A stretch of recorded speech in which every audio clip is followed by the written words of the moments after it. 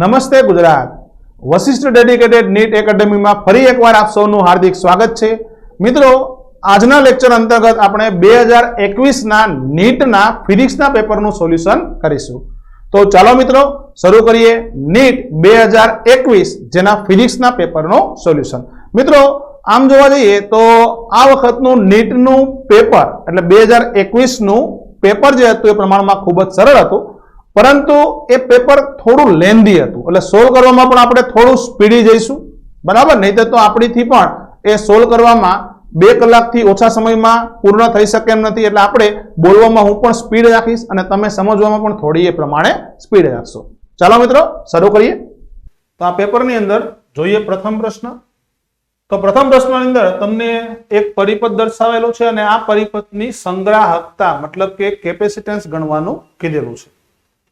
હવે પરિપથને આપણે બરાબર ધ્યાનથી જોઈએ તો અહીંયા જોવા મળે છે કે આ જે કેપેસિટર છે એના 2 છેડા સુવાહક તાર વડે જોડેલા છે. મતલબ કે આ વચ્ચેના કેપેસિટરના બંને બિંદુઓ છે એના સ્થિતિમાન છે સમાન છે એવું તમે કહી શકો. તો આ કેપેસિટર શોર્ટ છે એવું ગણાય. તો જો શોર્ટ સર્કિટને આપણે ધ્યાનમાં લઈએ તો આ પરિપથને કંઈક તમે આ રીતના ઇઝીલી ડ્રો કરી શકો કે એક કેપેસિટર અહીંયા છે અને બીજું કેપેસિટર અહીંયા છે, બરાબર? આ કેપેસિટર શોર્ટ થઈ ગયું તો પછી આ બંને કેપેસિટર છે એ સમાંતરમાં છે એવું તમે અહીંયા કહી શકો. અને આપણે જાણીએ છીએ કે સમાંતર જોડાણમાં કેપેસિટન્સનો સરવાળો થાય. મતલબ આ બંને કેપેસિટર છે એના કેપેસિટન્સનો સરવાળો કરો એટલે C + C એટલે 2C આન્સર આવે. તો જવાબ છે તમારો અહીંયા 2C. રેડી? ચાલો તો હવે નેક્સ્ટ પ્રશ્ન તરફ જઈએ. ધ્રુવીય અણુઓ, ખાલી જગ્યા અણુઓ છે, થિયોરેટિકલ પ્રકારનો પ્રશ્ન છે, બરાબર? પ્રકરણ નંબર 2 ધોરણ 12 ની અંદરથી આ પ્રશ્ન લાવેલા છે આપણે કે ધ્રુવીય અણુઓ એટલે કે પોલર અણુ. પોલર અણુ કોને કહેવાય? કે જે અણુઓ કાયમી વિદ્યુત ડાયપોલ મોમેન્ટ ધરાવતા હોય એને પોલર અણુ કહેવાય. એટલે અહીંયા આપણે જોઈએ તો શૂન્ય ડાયપોલ મોમેન્ટ ચાક માત્રા ધરાવે, વિદ્યુત ક્ષેત્રની હાજરીમાં વિદ્યુત ભારો સ્થળાંતરના કારણે દ્વિધ્રુવી ચાક માત્રા ધરાવે. તો આ ઓપ્શન કોના માટે લાગુ પડે? તો અધ્રુવીય અણુઓ માટે, બરાબર? જ્યારે ચુંબકીય ક્ષેત્રની ગેરહાજરીમાં દ્વિધ્રુવી ચાક માત્રા ધરાવતા, તો આ ઓપ્શન તો આપણે લાગુ પડતો જ નથી. એટલે છેલ્લો ઓપ્શન જોઈએ તો કાયમી વિદ્યુત ડાયપોલ મોમેન્ટ એટલે દ્વિધ્રુવી ચાક માત્રા ધરાવતા અણુઓ છે એને આપણે ધ્રુવીય અણુઓ તરીકે ઓળખીએ છીએ. થિયોરેટિકલ ક્વેશ્ચન છે. હવે જોઈએ આપણે આગળનો ક્વેશ્ચન કે દર્શાવ્યા અનુસાર એક અનંત લંબાઈના સીધા સુવાહક તારમાં 5 એમ્પિયરનો પ્રવાહ પસાર થાય છે. એક ઇલેક્ટ્રોન 10⁵ મીટર/સેકન્ડની ઝડપથી સુવાહકને સમાંતર ગતિ કરે છે. એટલે આકૃતિ તમને ઓલરેડી આપેલી છે. 5 એમ્પિયરનો પ્રવાહ છે અને 20 સેન્ટીમીટર દૂર એક ઇલેક્ટ્રોન ગતિ કરે છે એવું તમને કીધેલું છે. તો આપેલ ક્ષણે ઇલેક્ટ્રોન અને સુવાહક વચ્ચેનું અંતર 20 સેન્ટીમીટર છે. તો ઇલેક્ટ્રોન દ્વારા તે ક્ષણે અનુભવાતા બળનું મૂલ્ય શોધો. તો મિત્રો અહીં ઇલેક્ટ્રોન ગતિ કરે છે. ઇલેક્ટ્રોન એટલે કણ કહેવાય. હવે અહીંયા આ જે તાર છે એમાં પ્રવાહ પસાર થાય એટલે તાર વડે આસપાસ શું ઉત્પન્ન થાય? તો ચુંબકીય ક્ષેત્ર. અને આ ચુંબકીય ક્ષેત્રમાં ઇલેક્ટ્રોન ગતિ કરે છે એવું તમે કહી શકો. એટલે મતલબ આ ઇલેક્ટ્રોન છે ચુંબકીય બળ અનુભવશે અને ચુંબકીય બળનું સૂત્ર છે F સદિશ બરાબર Q V સદિશ ક્રોસ B સદિશ. જરા ઓપ્શન ઉપર આપણે નજર નાખીએ તો ખ્યાલ પડશે કે અહીંયા મૂલ્ય જ આપેલા છે, દિશાઓની કોઈ ચોખવટ થયેલી નથી. એટલે દિશા વિશે આપણે કઈ અહીંયા જોવાનું નથી. તો પછી ઇલેક્ટ્રોન પર લાગતું ચુંબકીય બળ F બરાબર QVB sin થીટા. થીટા એટલે V અને B વચ્ચેનો ખૂણો. હવે આ વસ્તુને આપણે સમજીએ તો અહીં ચુંબકીય ક્ષેત્ર કોનું છે? તો તારનું છે, બરાબર? તો તારનું ચુંબકીય ક્ષેત્ર તારની આસપાસ વીંટળાતું હોય. અંગૂઠો પ્રવાહની દિશામાં રાખો, આંગળીઓ વીંટાળો, બરાબર? તો ચુંબકીય ક્ષેત્ર બહાર તરફ હશે, ઇલેક્ટ્રોન જાય છે આ બાજુ. તો પછી વેગ અને ચુંબકીય ક્ષેત્ર વચ્ચેનો ખૂણો આ 90 થાય, sin 91 થઈ જાય. હવે Q એટલે ઇલેક્ટ્રોન પરનો વીજભાર, V તમને રકમની અંદર આપેલું છે 10⁵ અને B એટલે તારનું ચુંબકીય ક્ષેત્ર. તારના ચુંબકીય ક્ષેત્રનું સૂત્ર શું થાય? તો μ0I/2πr, બરાબર? હવે આ સમીકરણની અંદર E એટલે ઇલેક્ટ્રોન પરનો વીજભાર 1.6 × 10⁻⁹ V 10⁵ μ0 4π × 10⁻⁻7 I તમને અહીંયા આપેલો છે 5 એમ્પિયર અને 2π અને r ની કિંમત તમે મૂકી દો બરાબર, આર ની કિંમત કેટલી છે? તો 20 સેન્ટીમીટર, 0.2 મૂકી દેજો. ગણતરી કરશો એટલે આન્સર તમને મળી જશે. મેથેમેટિકલ ગણતરી જ બાકી છે ખાલી, જે તમે જાતે કરી શકો. તો આન્સર આવશે ડી. ત્યાર પછી ક્વેશ્ચન નંબર 4. આ ક્વેશ્ચન પણ પાઠ્યપુસ્તકની અંદરથી ઉદાહરણની અંદરથી લીધેલો છે. પ્રકરણ નંબર 4 ની અંદર સ્વાધ્યાયની અંદર પ્રકરણ નંબર 4 ના ઉદાહરણમાં આ ક્વેશ્ચન તમને આપેલો છે. ગ્રાફ પણ તમને રેડીમેડ આપેલો છે. શું કહે છે જો, કેપિટલ આર ત્રિજ્યા ધરાવતા એક જાડા પ્રવાહ ધરાવતા કેબલ માં પ્રવાહ કેપિટલ ટી તેના આડછેદને સમાંતર સમાંગ રીતે વહેંચાયેલો છે. તો કેબલ દ્વારા ચુંબકીય ક્ષેત્ર બી માં કેબલની અક્ષના સંદર્ભમાં અંતર આર સાથેનો ફેરફાર ખાલી જગ્યા વડે દર્શાવી શકાય. કયો આલેખ છે? એ જાડા તાર વડે ચુંબકીય ક્ષેત્રનો ફેરફાર દર્શાવે. તો મિત્રો આપણને ખબર છે કોઈ પણ જાડો તાર હોય તો એની અંદર ચુંબકીય ક્ષેત્રનું સૂત્ર B બરાબર μ0 I R, R એટલે તારની અક્ષથી અંતર, છેદમાં 2 pi capital R square, capital R એટલે તારની ત્રિજ્યા. આમની અંદર μ0 I 2 પાઈ R સ્ક્વેર આટલા પદો અચળ છે. આના ઉપરથી તમે એવું કહી શકો કે ભાઈ તારની અંદર, સ્પષ્ટ રીતે બોલીએ તો જાડા તારની અંદર ચુંબકીય ક્ષેત્ર અંતરના સપ્રમાણમાં હોય, અને જાડો તાર હોય એની બહારની વાત કરો તો μ0 I અપોન 2 પાઈ R, બરાબર ને? R એટલે અક્ષથી અંતર. તો બહારના વિસ્તારમાં એટલે બી આઉટ ચલે છે 1 અપોન R. આવું તમે કહી શકો. અંદરના વિસ્તારમાં સપ્રમાણમાં એટલે અંદરના વિસ્તારમાં અંતર વધે એમ ચુંબકીય ક્ષેત્ર વધશે, જ્યારે બહારના વિસ્તારમાં અંતર વધે એમ ચુંબકીય ક્ષેત્ર ઘટે. તો આલેખ જોઈએ તો આમાં ફક્ત વધારો છે, આમાં પણ ફક્ત વધારો છે, આમાં પણ ફક્ત વધારો, પછી અચળ થઈ જાય છે, ઘટતું નથી. મતલબ આલેખ છે આ ત્રીજો છે એ સાચો છે. ખ્યાલ આવે છે? નેક્સ્ટ પ્રશ્ન નંબર 5. એક પોટેન્શિયોમીટર પરિપથમાં 1.5 વોલ્ટનું ઈએમએફ ધરાવતા એક કોષ દ્વારા 36 સેન્ટીમીટર અંતરે સમતોલન બિંદુ મળે છે. જો પ્રથમ કોષને બદલે 2.5 વોલ્ટનું ઈએમએફ ધરાવતો બીજો કોષ વાપરીએ આપણે તો તારની કઈ લંબાઈએ સંતુલન બિંદુ મળે? તો મિત્રો પોટેન્શિયોમીટરની અંદર આપણે જ્યારે કોષનું ઈએમએફ સરખાવતા હોઈએ ત્યારે એનું સૂત્ર બને છે E1 upon E2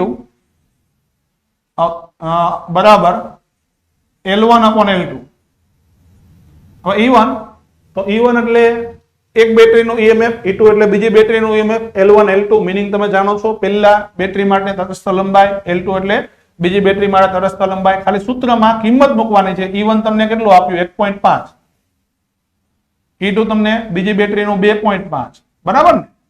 અને ઇક્વલ ટુ L1. તો L1 એટલે એક બેટરી માટે 36 સેન્ટીમીટરની લેન્થ, બેલેન્સિંગ લેન્થ આપેલી છે. બીજી બેટરી માટે L2 તમારે ગણવાની છે. તો ઇઝીલી મળી જાય, બરાબર? અહીંયા તમે વાત કરી શકો કે 5 તેજી 15 અને 5 25 આ પ્રમાણે સેટ કરો એટલે 36 ગુણ્યા 5 ભાગ્યા 3 ઇક્વલ ટુ L2, બરાબર? એટલે 60 સેન્ટીમીટર તમને આન્સર મળશે. ગણતરી તમે કરી શકો. તો આ પ્રમાણે તમારે આ જવાબ સાચો છે. નેક્સ્ટ આગળ વધીએ. 6 નંબરનો પ્રશ્ન. એમની અંદર શું કહે છે? એક સમતુલ્ય વિદ્યુત ચુંબકીય તરંગ વડે કે જે x દિશામાં પ્રસરણ પામે છે તેના માટે નીચેનામાંથી કયું એક સંયોજન અનુક્રમે વિદ્યુત ક્ષેત્ર અને ચુંબકીય ક્ષેત્ર માટે સાચી શક્ય દિશા દર્શાવે? તો અહીં પ્રશ્નની અંદર તમને વિદ્યુત ચુંબકીય તરંગના પ્રસરણની દિશા આપેલી છે, બરાબર? પ્રસરણની દિશા એટલે વેગની દિશા આપેલી છે. તો મિત્રો વેગની દિશા તમને કીધેલું છે ધન x દિશામાં, બરાબર? અને વિદ્યુત ચુંબકીય તરંગ માટે દરેકને ખ્યાલ હશે કે પ્રસરણ માટે આવો કંઈક નિયમ છે, E cross B equal to C. મતલબ પ્રસરણની દિશા E ક્રોસ B નિયમને અનુસરે. તો પ્રસરણની દિશા તમને I કેરેટ આપેલી છે, બરાબર? વિદ્યુત ક્ષેત્ર અને ચુંબકીય ક્ષેત્ર માટે દિશાઓ તમારે સિલેક્ટ કરવાની છે. તો મિત્રો અહીંયા દિશાઓના ઓપ્શન આપેલા છે. આમાં ટ્રાય એન્ડ એરર સિવાય બીજો કોઈ વિકલ્પ નથી. તમારે ટ્રાય એન્ડ એરર કરવું પડે. મતલબ કે આમાંથી આ બે જે સદિશો છે એનો ક્રોસ ગુણાકાર કરો એટલે તમને I કેરેટની દિશામાં એટલે x અક્ષની દિશામાં મળવો જોઈએ. તો પ્રથમ બેનો આપણે ક્રોસ ગુણાકાર કરશું, J ક્રોસ K અને J પ્લસ K અને J પ્લસ K. તો આપણને ખ્યાલ છે કે ભાઈ ગુણાકાર કરશું એટલે J ક્રોસ J, બરાબર? એટલે તો 0 થઈ જાય. અને J ક્રોસ K, તો J ક્રોસ K એટલે શું થાય? તો I થાય. હવે કે ક્રોસ જે કરશો એટલે માઇનસ આઈ, એટલે તમારે આન્સર 0 આવી જશે. એટલે પેલામાં નહીં આવે, બીજાની અંદર તમે ક્રોસ ગુણાકાર કરશો એટલે ખ્યાલ પડશે -2i આવશે. ટ્રાય કરી જુઓ, એક વખત દર્શાવી દો, અહીંયા કંઈક આવું મળશે. તમારે કોનો કોનો ક્રોસ ગુણાકાર જોઈએ તો જે કેરેટ પ્લસ કે કેરેટ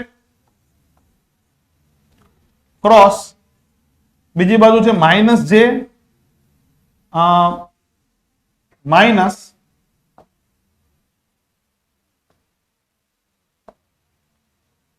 જે માઇનસ કે કેરેટ. આ બંનેનો ક્રોસ ગુણાકાર કરવાનો છે. તો ક્રોસ ગુણાકાર કરો એટલે ખ્યાલ પડે. માઇનસ જે નો માઇનસ જે સાથે ક્રોસ ગુણાકારમાં જે ક્રોસ જે કરો એટલે 0 થઈ જાય. માઇનસ જે નો માઇનસ કે સાથે જે ક્રોસ કે, તો જે ક્રોસ કે એટલે આઈ થાય, પણ બે વખત માઇનસ નિશાની આવશે એટલે બરાબર એ પણ પ્લસ જ થઈ જશે, એટલે આઈ કેરેટ આવ્યું. હવે કે ક્રોસ જે, પણ નિશાની કેવી છે અહીંયા માઇનસ, તો કે ક્રોસ જે કરો એટલે માઇનસ આઈ થાય, ને આ માઇનસ નિશાની ઇન્વોલ્વ કરીએ એટલે પ્લસ આઈ થઈ જાય, જાવ થઈ જશે બરાબર. અને ફરી વાર કે ક્રોસ કે કરો એટલે 0 થશે, એટલે આન્સર આવશે તમારે 2i. અને આપણે વાત થઈ છે ને કે તરંગ છે એ x દિશામાં જાય છે, મતલબ તમારે આ વિકલ્પ છે એ બંધ બેસતો આવે છે, એટલે બી ઓપ્શન છે એ સાચો છે. ત્યાર પછી વાત કરીએ એસી ચેપ્ટર ની અંદરથી પ્રશ્ન આવે છે. આ પ્રશ્નમાં શું કહે છે કે કેપિટલ L જેટલું આત્મપ્રેરણ ધરાવતું એક ગૂંચળું C જેટલી સંગ્રાહકતા ધરાવતા એક સંગ્રાહક અને કેપિટલ R જેટલો અવરોધ ધરાવતા એક અવરોધને V જેટલો વિદ્યુત સ્થિતિમાનનો તફાવત ધરાવતા એસી ઉદ્ગમ સાથે આકૃતિમાં દર્શાવ્યા અનુસાર શ્રેણીમાં જોડવામાં આવે છે. LCR વિદ્યુત સ્થિતિમાનનો તફાવત પણ તમને 40, 10 અને 40 જે આકૃતિમાં પણ તમને અહીંયા દર્શાવેલો છે પ્રમાણે આપેલો છે. તો LCR શ્રેણી પરિપથમાં વહેતા પ્રવાહનો કંપ વિસ્તાર મતલબ કે પ્રવાહનું મેક્સિમમ મૂલ્ય તમને 10√2 આપેલું છે. તો પરિપથનો અવબાધ મતલબ કે ઇમ્પિડન્સ તમારે ગણવાનું છે. શું ગણવાનું છે? ઇમ્પિડન્સ. બરાબર. તો ઇમ્પિડન્સ એટલે એક પ્રકારનો અવરોધ જ છે. તો મિત્રો આપણને ખ્યાલ છે કે ભાઈ અવરોધ એટલે ઇમ્પિડન્સ ગણવું હોય તો સૂત્ર કંઈક આવું લાગે, Z = V RMS upon IRMS. અને આ પરિપથની અંદર તમને ઇન્ડક્ટર, કેપેસિટર, અવરોધના વોલ્ટેજ તમને અહીંયા આપેલા જ છે. તો V એનું સૂત્ર આપણને ખ્યાલ હશે કે આ રીતનું આપણે ક્યાંક લખી શકીએ કે VR² પ્લસ VL - VC એનો સ્ક્વેર કરવાનો, બરાબર ને મિત્રો, અને છેદમાં I. તો આ I નું RMS મૂલ્ય છે, અહીંયા તમને કંપ વિસ્તાર આપેલો છે, તો કંપ વિસ્તારના √2 વડે ભાગી નાખો એટલે RMS મૂલ્ય મળી જાય, બરાબર. એટલે I છે એ તમારે અહીંયા 10 છે. હવે VR² VR એટલે તમને 40 આપ્યો, 40 નો વર્ગ કરો 1600, અને VL - VC એટલે આ બંનેની બાદબાકી કરીને પછી વર્ગ કરો, 40 - 10 કરો એટલે 30 થાય, 30 નો વર્ગ 900 થાય, 1600 + 900 2500, 2500 નું વર્ગમૂળ કાઢો, ખ્યાલ આવે છે, એટલે 50 થાય, અને 50 / 10 કરી નાખશો એટલે આન્સર તમને 5 ઓહમ એવો મળી જશે, બરાબર. ગણતરી સ્વ એટલે કે પોતાની મેળે કરવા માટે પ્રયત્ન કરવો. અહીંયા આપણે એકદમ સ્પીડી સોલ્યુશન આપીએ છીએ કારણ કે ટૂંક સમયમાં તમે સોલ્યુશન જોઈ શકો. નેક્સ્ટ એના પછી જોઈએ આપણે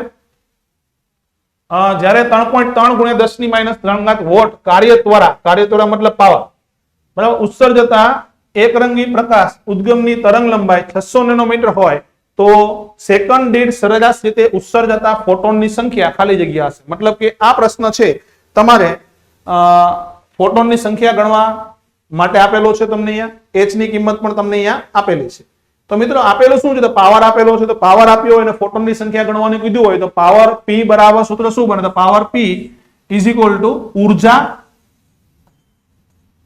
છેદમાં સમય. હવે આપણે અહીંયા વિકિરણની ઉર્જા જોવાની છે, એક ફોટોનને નથી જોવાની. એક ફોટોનની ઉર્જા hf થાય, વિકિરણમાં ઘણા બધા ફોટોન આવેલા nhf, અને છેદમાં સમય, આવું કંઈક કરી શકો. નેક્સ્ટ હવે તમારે અહીંયા n ગણવાનો છે. હવે f નથી આપેલું, f ની જગ્યાએ તમને તરંગ લંબાઈ આપેલી છે, તો તમે સૂત્રને થોડું મોડિફાઈ કરી નાખો, તો n h f ની જગ્યાએ c/λ, તો સૂત્ર આવું બનશે. આ સમીકરણમાં n ને કરતા કર દો તો n = p λt upon hc, p λt upon hc, આવું કંઈક ઇક્વેશન મળશે.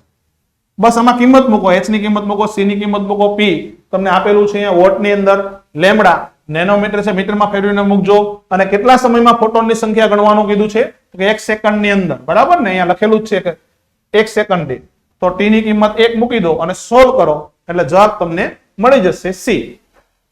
ખ્યાલ આવે છે? ચાલો નેક્સ્ટ 9મો પ્રશ્ન. લેમ્બડા જેટલી તરંગ લંબાઈ ધરાવતા વિદ્યુત ચુંબકીય તરંગ ને અવગણીય કાર્યવિધેય ધરાવતી એક ફોટો સંવેદી સપાટી પર આપાત કરવામાં આવે છે. તો સપાટી પરથી ઉત્સર્જાતા સ્મોલેમ દ્રવ્યમાનના ફોટો ઇલેક્ટ્રોનની ડી બ્રોગલી તરંગ લંબાઈ લેમ્બડા ડી હોય તો તમારે અહીંયા લેમ્બડા ડી અને લેમ્બડા વચ્ચેનો સંબંધ મેળવવાનો કીધું છે. હવે અહીંયા ફોટો ઇલેક્ટ્રિક ઉત્સર્જનની વાત કરેલી છે મિત્રો. આપણે જાણીએ છીએ કે ફોટો ઇલેક્ટ્રિક ઉત્સર્જનની ઘટનામાં ઉત્સર્જતા ફોટો ઇલેક્ટ્રોનની મહત્તમ ગતિ ઉર્જા એટલે કેમેક્સ બરાબર સૂત્ર શું થાય? તો કેમેક્સ બરાબર HF, એટલે આવું લખી શકીએ HC upon લેમ્બડા, બરાબર, અને માઇનસ ફાઈ. રકમમાં કીધેલું છે કાર્યવિધેય અવગણીય છે, મતલબ ફાઈ ને ઇગ્નોર કરી નાખો. હવે કે એટલે ગતિ ઉર્જા છે, ગતિ ઉર્જાને તમારે દ બ્રોગલી તરંગ લંબાઈ સાથે સાંકળવાની છે. તરંગની તરંગ લંબાઈ આવી ગઈ, ઇલેક્ટ્રોનની દ બ્રોગલી તરંગ લંબાઈ ગતિ ઉર્જા ની અંદર આવશે. તો એમાં પહેલા p² upon twice m કરીએ, કારણ કે વેગમાનને દ બ્રોગલી તરંગ લંબાઈ સાથે સંબંધ છે એટલા માટે. તો is equal to HC upon lambda. હવે દ બ્રોગલી તરંગ લંબાઈ અને વેગમાનનો સંબંધ દરેકને ખ્યાલ હશે. p બરાબર h upon લેમ્બડા, લેમ્બડા બરાબર h upon p, બરાબર ને? તો h upon લેમ્બડા મૂકી દઈએ તો અહીંયા બનશે તમારે h² upon twice m lambda d equal to HC upon lambda. આવું કંઈક બનશે ને? હવે એમાંથી લેમ્બડા ડી અને લેમ્બડા વચ્ચેનો રિલેશન તમે અહીંયા કાઢી શકો. અહીંયા સ્ક્વેર આવશે. રેડી? તો બંને વચ્ચેનો સંબંધ કાઢવો હોય તો લેમ્બડા ડી ને અહીંયા સંબંધો જોઈએ તો ખ્યાલ પડે કે કોઈ સૂત્રની અંદર લેમ્બડા ડી કરતા કર્યો છે, કોઈમાં લેમ્બડા કરતા કર્યો, તો આપણને ખ્યાલ છે લેમ્બડા ડી નો વર્ગ આવશે. તો એને પેલી સાઈડ રાખો. તો લેમ્બડા ડી નો સ્ક્વેર એક h કપાઈ જાય, ટ્વાઇસ m c આવું કંઈક બનશે, twice m c upon h is equal to lambda. બરાબર ને? કઈ બાકી નથી જતું ને? એક વખત બરાબર ચેક કરી લેવું. તો કંઈક આ રીતે તમારે answer c twice mc upon h into lambda d square એવો તમને અહીંયા મળી જશે. નેક્સ્ટ 10મો પ્રશ્ન. સ્તંભ એક એ ધાત્વિક સુવાહકમાં વહેતા પ્રવાહો ને અનુરૂપ ભૌતિક રાશિઓ આપે છે. સ્તંભ 2 એ સંકળાયેલ વિદ્યુત ચુંબકીય રાશિઓ ધરાવતા અમુક ગાણિતીય સંબંધો દર્શાવે છે. સ્તંભ 1 અને સ્તંભ 2 ને યોગ્ય સંબંધો મેળવો. મતલબ કે સ્તંભ 1 માં તમને રાશિ આપેલી છે અને સ્તંભ 2 ની અંદર તમને અહીંયા સૂત્ર આપેલા છે. તો તમારે કરવાનું શું છે કે ભાઈ કયું સૂત્ર કોનું છે સિલેક્ટ કરવાનું છે. બરાબર? તો મિત્રો પહેલા ડ્રીફ્ટ વેગનું સૂત્ર માંગેલું છે. તો અહીંયા m upon n square p એવું કંઈક આપેલું છે. બીજું NAVD આપેલું છે, E upon m into tau, અને આ E upon j. તો મિત્રો આપણને ખ્યાલ પડે કે ડ્રીફ્ટ વેગ છે એનું સૂત્ર E upon m into tau. Theoretical question છે એટલે a ની અંદર r આવશે. બીજી બાજુ વિદ્યુત અવરોધકતા. વિદ્યુત અવરોધકતા એટલે રો. તો મિત્રો આપણને ખબર J બરાબર સિગ્મા E, J વાળું સૂત્ર હતું, J બરાબર સિગ્મા E, એમાં સિગ્મા બરાબર 1 upon રો મૂકીને સેટ કરીએ એટલે E by J એટલે રો થઈ જશે. એટલે R S તો ક્રમ કંઈક થશે, પહેલામાં R બીજામાં S, તો ઓપ્શન A અને B માંથી બે માંથી એક હોઈ શકે. પછી ત્રીજું શિથિલન સમયગાળો, મતલબ કે રિલેક્સેશન સમયની વાત કરી છે. તો રિલેક્સેશન સમય તમે સૂત્ર જુઓ તો ખ્યાલ પડે કે NAVD આ સૂત્ર તો કંઈક પ્રવાહ ઘનતા એની સાથે મળતું આવે છે. બરાબર? હવે તો આ સૂત્ર છે રિલેક્સેશન સમયનું હશે. સૂત્ર હતું ને આપણી પાસે રો બરાબર m upon n square tau, આવું હતું. રો બરાબર m upon n e square tau. એમાંથી ટાઉ ને કરતા કર દો. બરાબર? અહીંયા p લખેલો છે એ હકીકતમાં રો છે. નેક્સ્ટ પ્રવાહ ઘનતા, એનું સૂત્ર NAVD. બરાબર? થિયોરેટિકલ ક્વેશ્ચન છે, તમે સૂત્રને જાણતા હોય તો તમે અહીંયા ઈઝીલી જવાબ આપી શકો. નેક્સ્ટ 11મો પ્રશ્ન. પૃથ્વીની સપાટી પર નિષ્ક્રમણ વેગ v છે, જેની ત્રિજ્યા પૃથ્વીની ત્રિજ્યા કરતા 4 ગણી અને સમાન દળ ઘનતા ધરાવતા એકબીજા ગ્રહની સપાટી પરથી નિષ્ક્રમણ વેગ ખાલી જગ્યા થાય. તો તમને નિષ્ક્રમણ વેગની કમ્પેરિઝન કરવાનું કીધેલું છે. નિષ્ક્રમણ વેગનું સૂત્ર આપણને આવડતું હોય તો કમ્પેરિઝન બેઝિક થઈ શકે. v is equal to સૂત્ર શું છે? તો v escape is equal to under root twice g me upon re. આ નિષ્ક્રમણ ઝડપનું સૂત્ર છે. હવે રકમમાં તમને કીધું ત્રિજ્યા છે એ તમારે 4 ગણી કરી નાખવાની છે. ત્રિજ્યા એટલે r 4 ગણી. ત્રિજ્યા વધારો એટલે જો ઘનતા બદલાતી નથી, બરાબર, તો મતલબ દળ વધવાનું છે. તો અહીંયા દળનો પણ આપણે અહીંયા સેપરેશન કરીએ અને ત્રિજ્યાના સ્વરૂપમાં લાવવું પડે. તો 2 g me એટલે દળ, તો ગ્રહનું દળ એટલે ઘનતા ગુણ્યા કદ એવું તમે લખી શકો. તો ઘનતાને આપણે રો વડે દર્શાવીએ અને કદ 4/3 પાઈ r ક્યુબ, કારણ કે કોઈ પણ ગ્રહ છે એનો શેપ ગોળા જેવો હોય, અપોન r.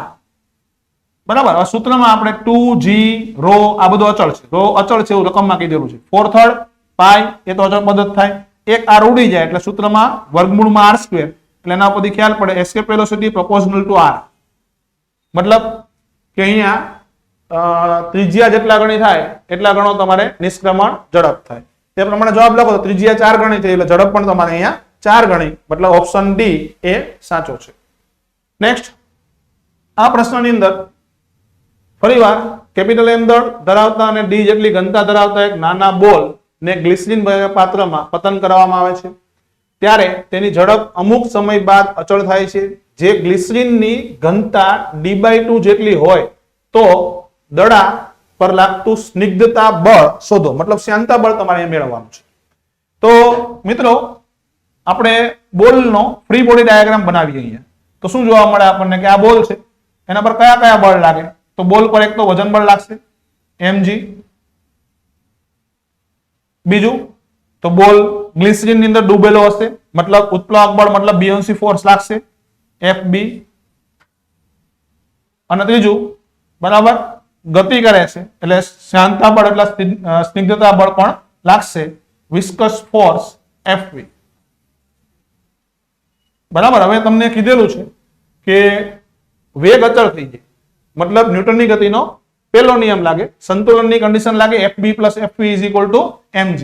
આવું લખી શકો ને તમે, buoyancy force plus viscous force = mg. ખ્યાલ આવે છે? હવે આમની અંદર બિયોન્સી ફોર્સ એટલે ઉત્પ્લાવક બળ એનું સૂત્ર છે, બરાબર, વિસ્થાપિત પ્રવાહીનું વજન એટલે મતલબ m0g પ્લસ fv તમારે ગણવાનું છે = mg. નેક્સ્ટ, હવે દળ લખીએ વિસ્થાપિત પ્રવાહીનું તો ઘનતા ગુણ્યા કદ લખીએ, કારણ કે ગોળો ડૂબેલો છે એટલે જેટલું ગોળાનું કદ હશે ને એટલું જ તમારે વિસ્થાપિત પ્રવાહીનું કદ હશે. સિમ્પલી તમે સમજી શકો, અહીંયા ઘનતા ગુણ્યા કદ કરો એટલે ખબર પડે ગ્લિસરીનની ઘનતા કેટલી આપેલી છે. તો ગ્લિસરીનની ઘનતા d/2 આપેલી છે, તમે લખી શકો d/2 એટલે ઘનતા, કદ એટલે ગોળાનું કદ જ આવશે અહીંયા, g plus fv viscous force = mg. ખ્યાલ આવ્યો? હવે જો ગોળાની ઘનતા d હોય તો આમ આપેલું જ છે ગોળાની ઘનતા કેટલી છે તો d છે, તો d × v કરો એટલે ગોળાનું દળ થઈ જાય. એટલે આ બાજુ બન્યું ગોળાનું દળ ગુરુત્વ પ્રયોગ ભાગ્યા 2 પ્લસ fv = mg. રેડી? હવે fv છે ને સૂત્રનો કરતા કરો, જે જવાબ આવે એ તમારો આન્સર થયો. રેડી? ચાલો દેવ આગળ વધો. એક પદાર્થ n આવૃત્તિ સાથે સરળ આવત ગતિ કરે છે, તો ગતિ ઉર્જા અથવા સ્થિતિ ઉર્જા એની આવૃત્તિ કેટલી થાય?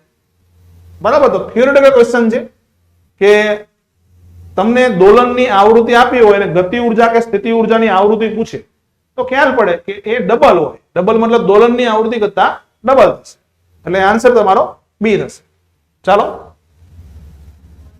ટર્બાઇનનું સંચાલન કરવા માટે 60 મીટર ઊંચાઈથી અને 15 કિલોગ્રામ/સેકન્ડ ના દરથી પાણી પડે છે. ઘર્ષણ બળના કારણે થતો વ્યય આપાત ઉર્જાના 10% જેટલો છે. તો ટર્બાઇનમાં કેટલો પાવર ઉત્પન્ન થાય?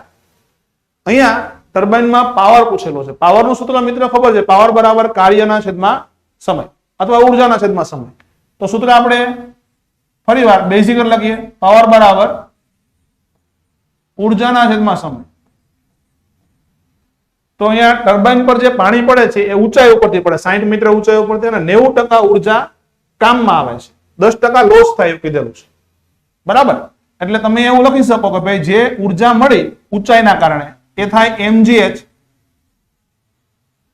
બરાબર એના 90%. કેમ 90% લખ્યું? રકમમાં સ્પષ્ટ લખેલું છે, 10% લોસ થાય છે છેદમાં સમય.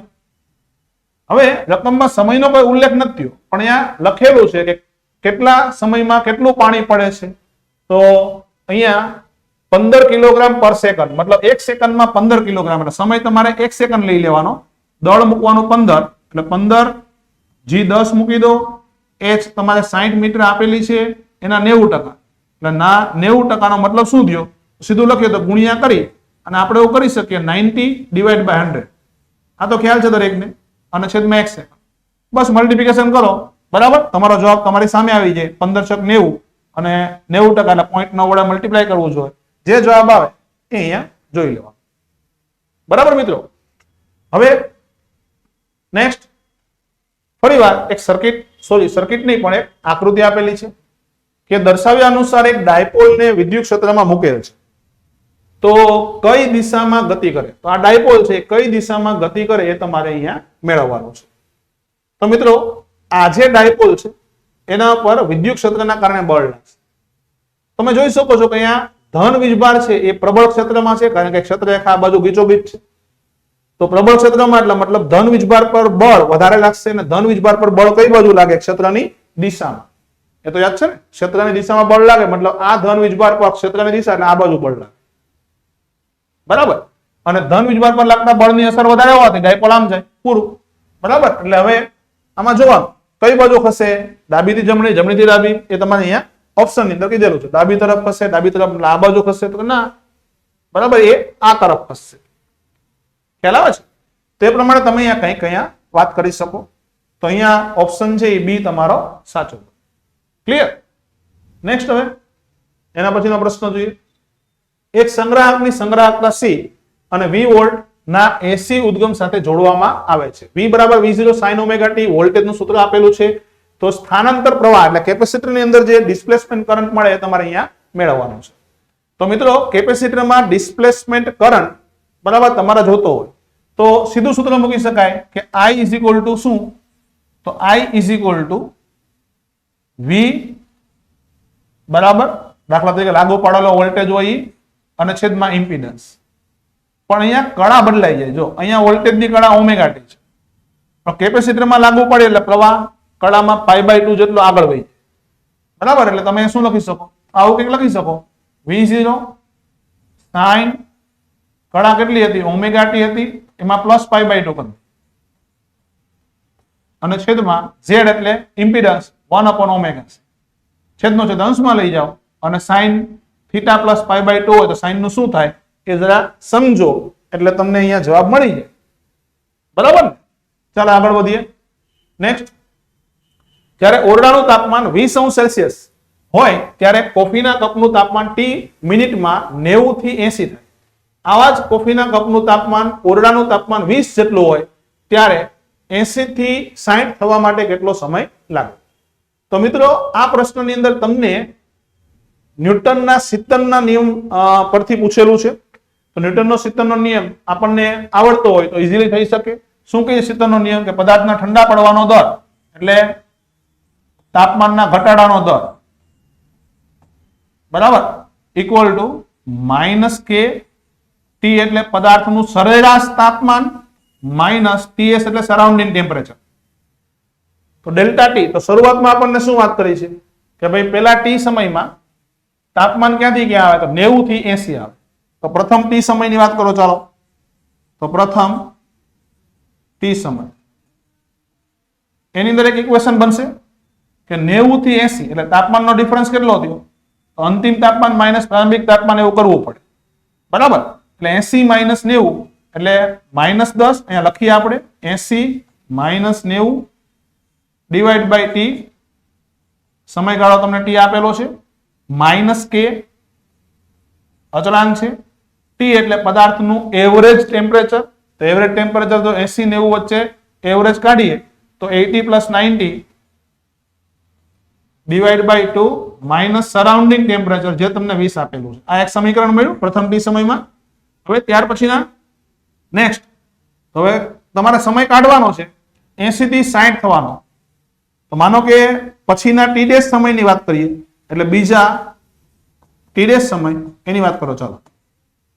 તો T' સમયમાં તમારે તાપમાનનો ડિફરન્સ કેટલો, 80 થી 60, એટલે મતલબ 60 minus 80 divide by T dash equal to minus કે એવરેજ ટેમ્પરેચર એટલે 60 વત્તા 80 ડિવાઈડ બાય 2 માઇનસ 20. બરાબર. હવે આ બંને સમીકરણનો ગુણોત્તર લઈ ઉપરના સમીકરણના છેદમાં નીચેનું સમીકરણ લો તો ઉપર આવે તમારે -10 એના છેદમાં ટી એટલે આવું લખી શકાય -10 છેદમાં ટી અને અહીંયા બાદબાકી લો એટલે -20 આવશે.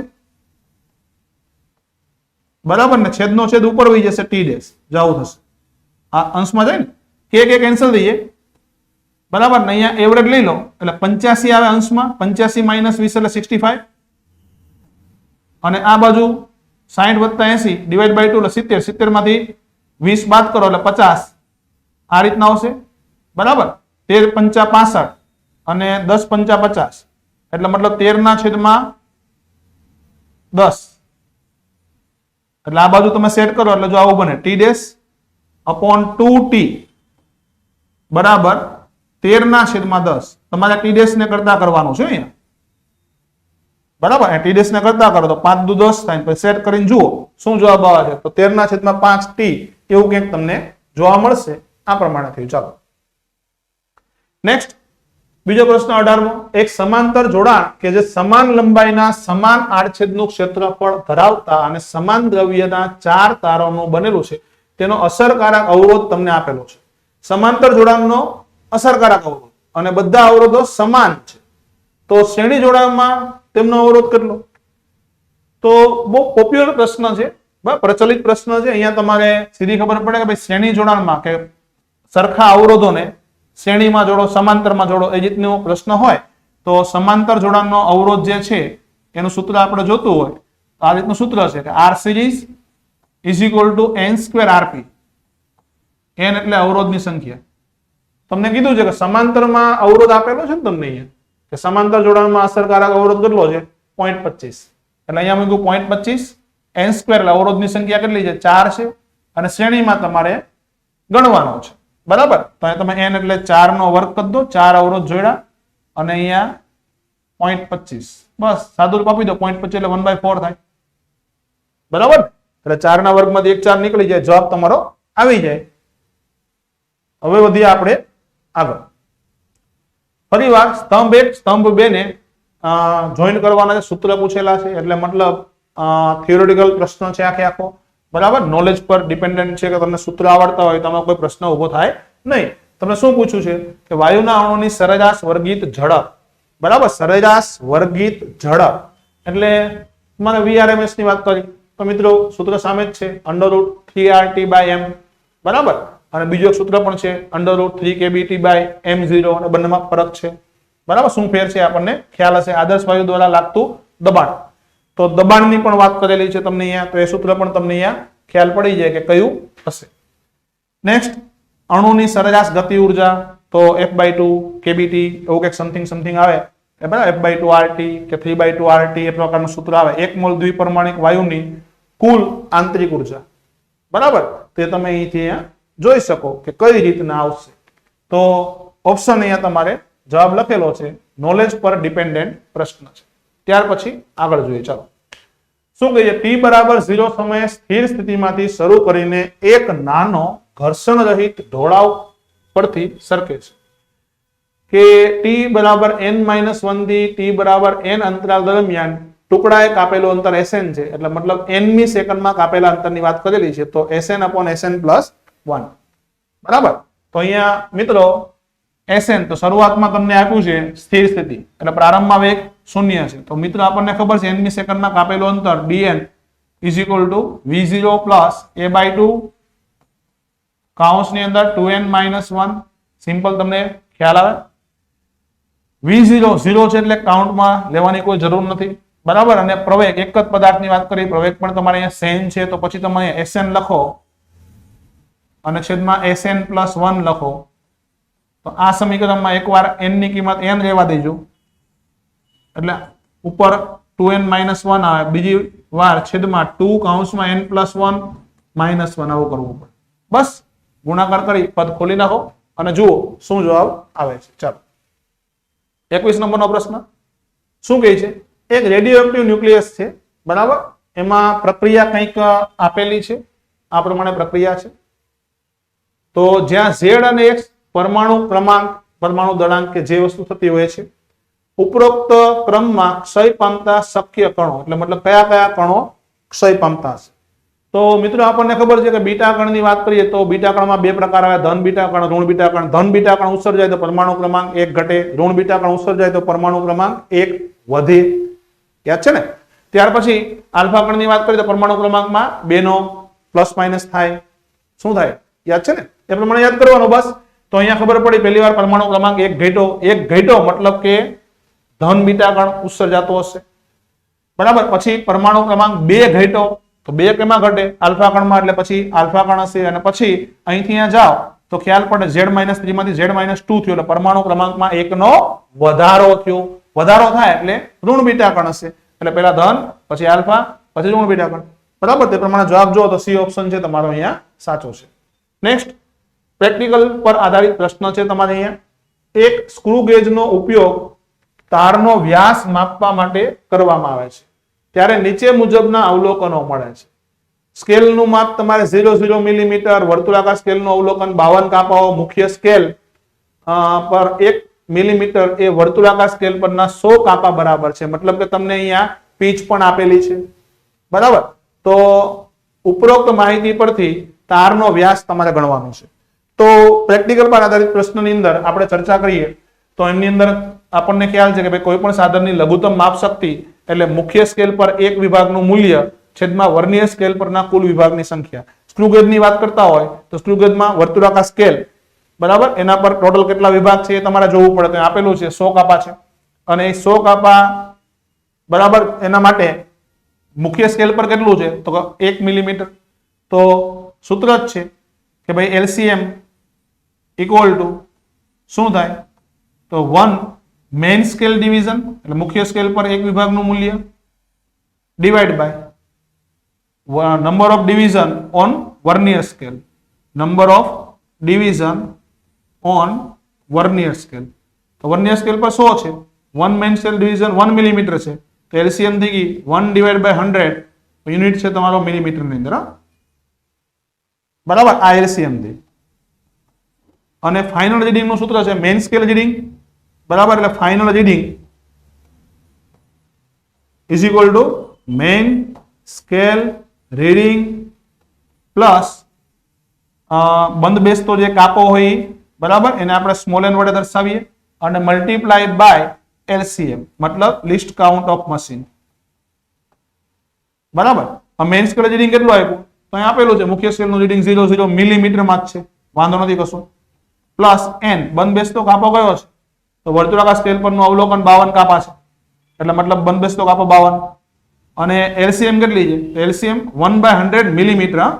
ફરીવાર રિપીટ કરું, 1/100 મિલીમીટર, એટલે બધું મિલીમીટર માં તમે અહીંયા કેલ્ક્યુલેટ કર્યું એટલે તમારે જવાબ આવશે 0.52 મિલીમીટર, 0.52 મિલીમીટર. આમાં આન્સર જોઈએ તો 0.52 મિલીમીટર તો તમને ક્યાંય આપેલું જણાશે નહીં. જુઓ અહીંયા, બરાબર. તો મતલબ કંઈક ચેન્જ કરેલો છે. તો અહીંયા સેન્ટીમીટરમાં આપ્યું છે, અહીંયા પણ કંઈક આપેલું છે, બરાબર. તો અહીંયા ખ્યાલ આવશે કે ડી ઓપ્શન છે એ તમારે મળશે, સેન્ટીમીટરમાં ફેરવું ને, બરાબર. એટલે 0.052 સેન્ટીમીટર એવો તમારે આન્સર અહીંયા બની જશે.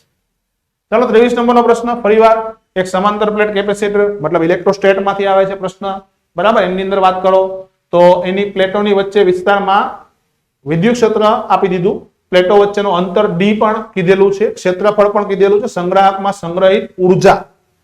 તો મિત્રો કેપેસિટરની બે પ્લેટ વચ્ચે ઉર્જા ઘનતા મતલબ એકમ કદમાં ઉર્જાનું સૂત્ર ρe ઇઝ ઇક્વલ ટુ શું થાય 1/2 ε0 e². આ એકમ કદમાં ઉર્જા છે. તો કેપેસિટરની બે પ્લેટ વચ્ચેનું ટોટલ કદ કેટલું હોય તો ક્ષેત્રફળ આપેલું છે, ડિસ્ટન્સ આપેલું છે, તો તમારે ખ્યાલ પડે કે કદ થાય a * d, બરાબર. તો ટોટલ ઉર્જા થાય u ઇઝ ઇક્વલ ટુ એકમ કદમાં ઉર્જા અને ઇન્ટુ વોલ્યુમ, બસ મલ્ટીપ્લાય કરો ad વડે, બરાબર. આ સૂત્રને ad વડે મલ્ટીપ્લાય કરો, જવાબ આમાંથી સિલેક્ટ કરો, બરાબર. કયો આવે છે તમને અહીંયા ખ્યાલ પડી જશે, સિમ્પલ, ક્લિયર. ચાલો આગળ ફરીવાર થિયોરેટિકલ પ્રકારનો પ્રશ્ન. તમને અહીંયા ઇલેક્ટ્રોન અને હોલના કારણે મળતા પ્રવાહની કમ્પેરિઝન કરવાનું કીધેલું છે. તમને કીધેલું છે n પ્રકારના અર્ધવાહકમાં ઇલેક્ટ્રોનની સાંદ્રતા, p પ્રકારના અર્ધવાહકમાં હોલની સાંદ્રતા, એટલે મતલબ એની ઘનતા જેટલી જ છે. તો તેમને સમાંતર એક બાહ્ય વિદ્યુત ક્ષેત્ર લગાડવામાં આવે છે, તો તેમાં રહેલા પ્રવાહને સરખાવો. એટલે પ્રવાહ n પ્રકારમાં વધારે હોય કે p પ્રકારમાં વધારે હોય, તમારે કમ્પેરિઝન કરવાની છે.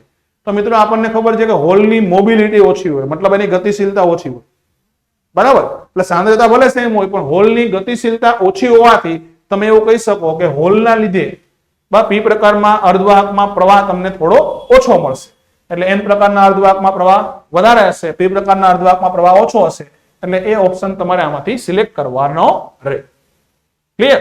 ચાલો નેક્સ્ટ હવે જુઓ 25 નંબરનો પ્રશ્ન કે 20 સેન્ટીમીટર કેન્દ્ર લંબાઈ ધરાવતો બહિર્ગોળ લેન્સ કેપિટલ A અને 5 સેન્ટીમીટર કેન્દ્ર લંબાઈ ધરાવતા અંતર્ગોળ લેન્સ કેપિટલ B ને તેમની વચ્ચે સ્મોલ d જેટલો અંતર રહે તેમ સમાન અક્ષ પર મૂકવામાં આવે છે.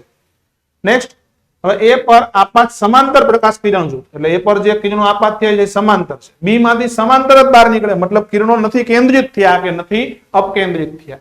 તેનો મતલબ સંયોજનનો પાવર શૂન્ય છે. ખ્યાલ આવે છે? તો સંયોજનનો પાવર શૂન્ય હોય તો તમારે બે લેન્સ વચ્ચેનું અંતર ગણવાનું છે. એક અંતર્ગોળ લેન્સ છે, બીજો બહિર્ગોળ લેન્સ છે. તો મિત્રો લેન્સના સંયોજન માટે બંને વચ્ચે થોડું અંતર હોય, બરાબર, આમ થોડું માઇનર અંતર હોય તો તમે સૂત્ર કંઈક વાપરી શકો છો. કંઈક આવું સૂત્ર છે કે P ઇક્વિવેલન્ટ, આપણે અહીંયા લખીએ કે P ઇક્વિવેલન્ટ બરાબર P1 plus P2 minus D P1 P2. D એટલે બે લેન્સ વચ્ચેનું અંતર, એ તમારે ગણવાનું છે, બરાબર. P ઇક્વિવેલન્ટ એટલે કિરણો નથી કેન્દ્રિત થયા, નથી અપકેન્દ્રિત થયા, મતલબ કે કિરણો જેમ દાખલ થયા એવા ને એવા બહાર નીકળે, મતલબ કે એનો ઇક્વિવેલન્ટ પાવર 0 છે. એટલે તમે અહીંયા એવું લખી શકો કે આ 0 થઈ ગયું. P1 એટલે પેલો લેન્સ છે, એની કેન્દ્ર લંબાઈ 20 છે અને બહિર્ગોળ છે, તો 1/20 સેન્ટીમીટર છે, મીટરમાં ફેરવીને મૂકવો પડે પાવર ની અંદર.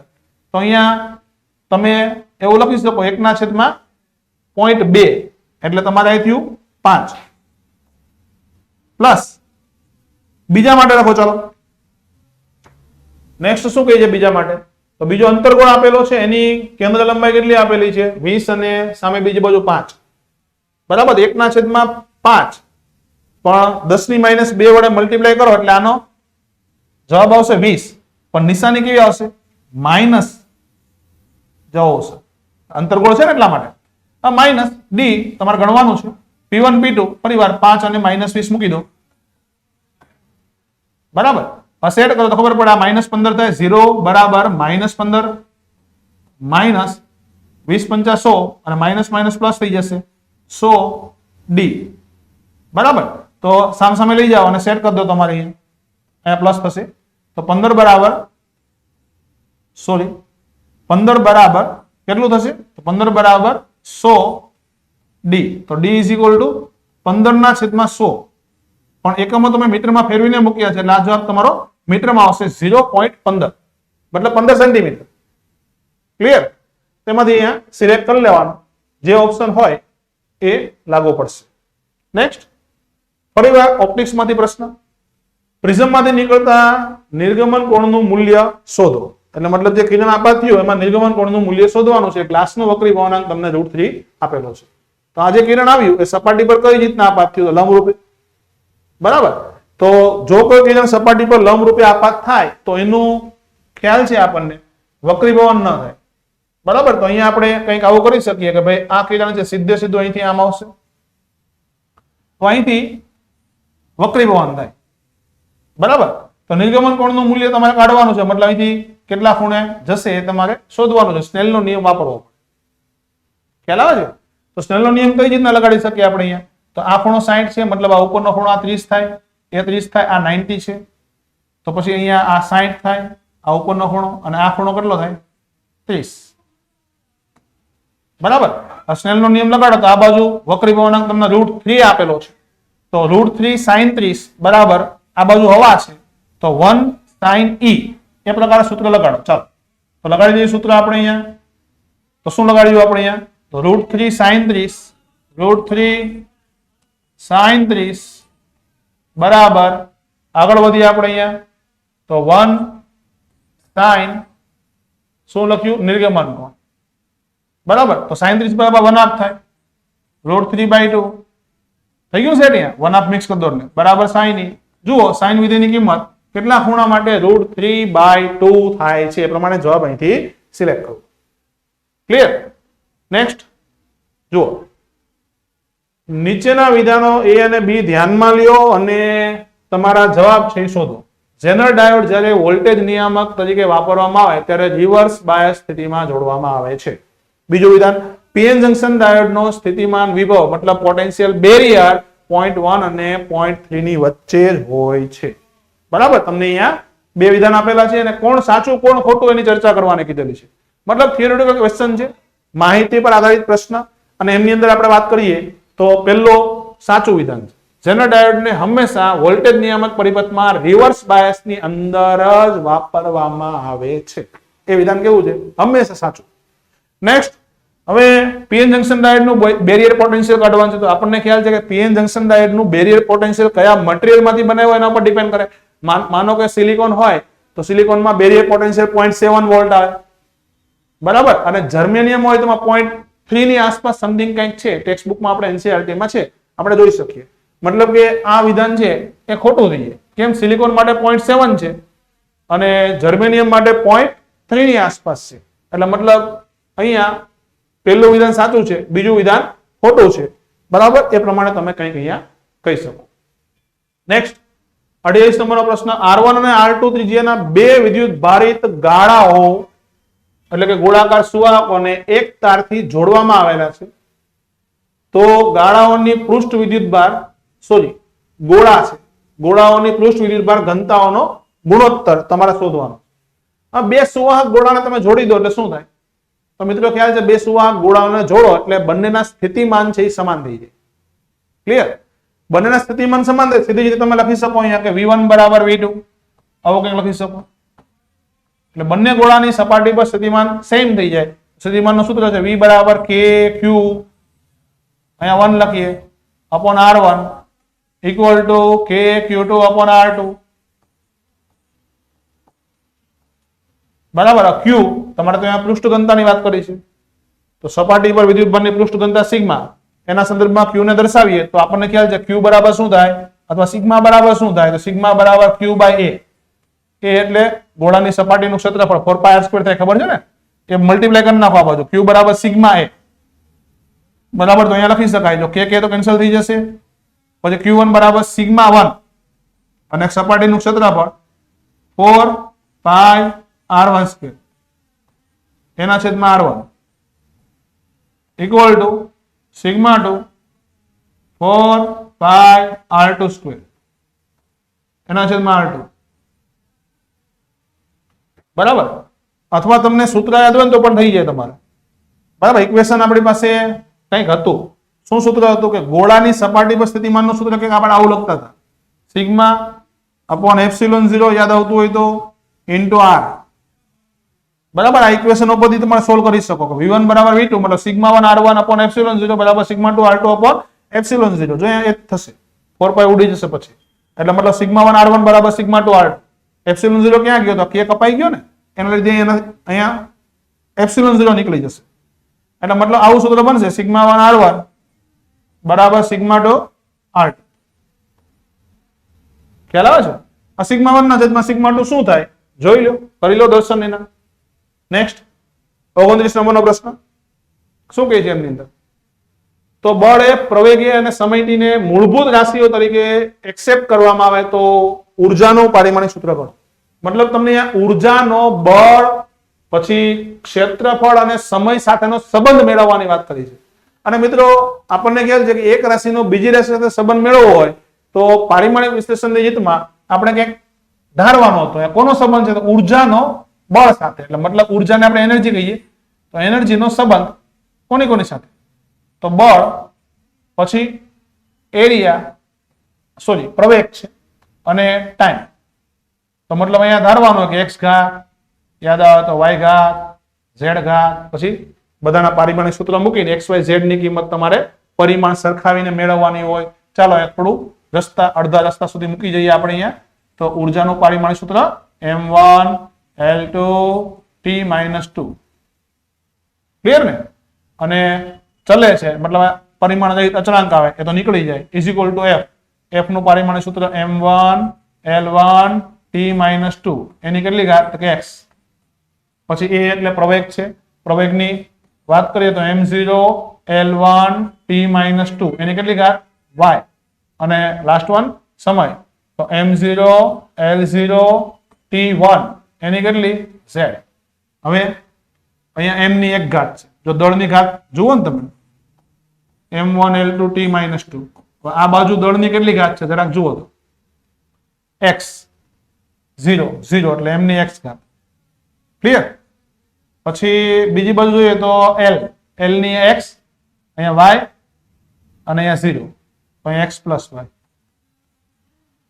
આવું થયું તમારે બરાબર હવે t ની ઘાત જરા જુઓ તો t ની ઘાત -2x અને -2y plus z આવું થયું બરાબર તો ખ્યાલ પડે x બરાબર 1 થઈ ગયું જો અહીંયા પરિમાણ સરખાઈ દો x બરાબર 1 આવી ગયું નેક્સ્ટ બીજું હવે અહીંથી જો x plus y બરાબર 2 x plus y બરાબર 2 આ અને આ સરખાઈ દો ક્લિયર થઈ ગયું કમ્પ્લીટ ચાલો તો અહીંયા ખબર x ની કિંમત જો અહીં મૂકી દઈએ અહીંથી તો મળી ગયો કંઈક આન્સર શું મળ્યો તો y બરાબર પણ 1 છે ક્લિયર નેક્સ્ટ હવે ત્રીજું અહીંયા જોઈએ તો અહીંયા -2 છે તો -2 બરાબર શું બન્યું -2x -2y -2x -2y plus z x ની કિંમત y ની કિંમત તમારી પાસે છે મૂકી દો -2 એટલે -4 થયા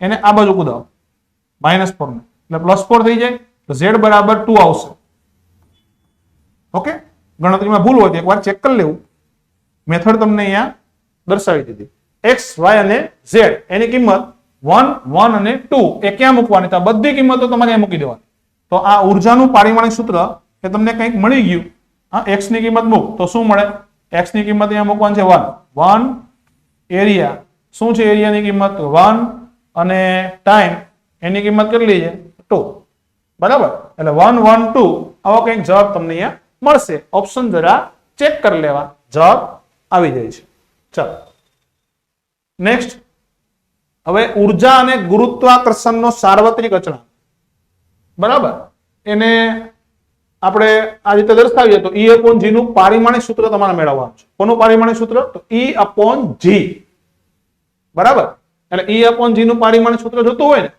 તો શું કરે કે ભાઈ એક સિમ્પલ મેથડ એ પણ છે ઉર્જા અને ગુરુત્વાકર્ષણનો સાર્વત્રિક અચળાંક આવતું હોય ને એવું સૂત્ર યાદ કરી લો તમે સિમ્પલી આ વસ્તુનો આન્સર આપી શકશો તો ઉર્જા અને ગુરુત્વાકર્ષણનો સાર્વત્રિક અચળાંક આવતું હોય એવું ગુરુત્વાકર્ષણના સ્થિતિ ઉર્જાનું સૂત્ર આપણને મળી જશે સ્થિતિ ઉર્જા એટલે ઉર્જા જ કહેવાય ને તો ઉર્જા U બરાબર સૂત્ર શું હતું સ્થિતિ ઉર્જાનું તો -g પછી m1 m2 અપોન r હવે તમારે આ મેળવવાનું છે જો ઉર્જાના છેદમાં ગુરુત્વાકર્ષણનો સાર્વત્રિક અચળાંક મેળવવાનો છે મળી ગયું શું બન્યું -m1 m2 upon r m1 દળ કિલોગ્રામ એટલે કિલોગ્રામ નો વર્ગ અને અહીંયા મીટર આવશે એટલે આવું બનશે ને એકમ લખીએ ખાલી એકમમાં કઈ સંજ્ઞા ન આવે એટલે કિલોગ્રામ પ્રતિ મીટર ઉપર સ્ક્વેર આવશે સોરી હા હવે પારિમાણિક સૂત્ર બનાવો તો અહીંયા શું બને કિલોગ્રામ નો વર્ગ એટલે માસ ની 2 ઘાત અને લેન્થ ની -1 ઘાત બરાબર તમારે જોઈ લેવાનું કે માસ ની 2 અને લેન્થ ની -1 હોય એવું સૂત્ર કયું લાગુ પડે છે તે પ્રમાણે આન્સર તમે અહીંયા લખી શકો ચાલો 31 નંબરનો પ્રશ્ન મોટી કેન્દ્ર લંબાઈ ધરાવતા અને ખૂબ મોટું છિદ્ર ધરાવતો લેન્સ એ અવકાશી એટલે ખગોળીય ટેલિસ્કોપના ઓબ્જેક્ટિવ તરીકે સૌથી યોગ્ય છે એનું કારણ આપો તો કેન્દ્ર લંબાઈ સૌથી વધારે છે બરાબર અને બીજું તમારે શું કે ખૂબ મોટું છિદ્ર તો આના માટે આખું રીઝન થિયોરેટિકલ જ છે બરાબર તેના માટે શું કરી શકાય તો એના ઓપ્શનો તમને આપેલા છે તો વાંચો તો ખ્યાલ પડે કે મોટું અપરેચર એટલે છિદ્ર મોટું હોય તો પ્રતિબિંબની ગુણવત્તા અને દ્રશ્યતામાં સહયોગ મળે મતલબ સારી એવી ગુણવત્તા મળે તો સાચી વાત છે ઓબ્જેક્ટિવનું મોટું ક્ષેત્રફળ પ્રકાશની ગેધરિંગ ક્ષમતા વધારે છે તે પણ સાચી વાત છે બરાબર. નેક્સ્ટ હવે મોટું એપરેચર સારું વિભાજન આપે, તો એ પણ સાચી વાત છે. મતલબ આ બધા વિધાનો કેવા છે? સાચા છે. તે પ્રમાણે ઓપ્શન આમાંથી જોઈ લેવાનું. ચાલો નેક્સ્ટ હવે આગળ વધીએ.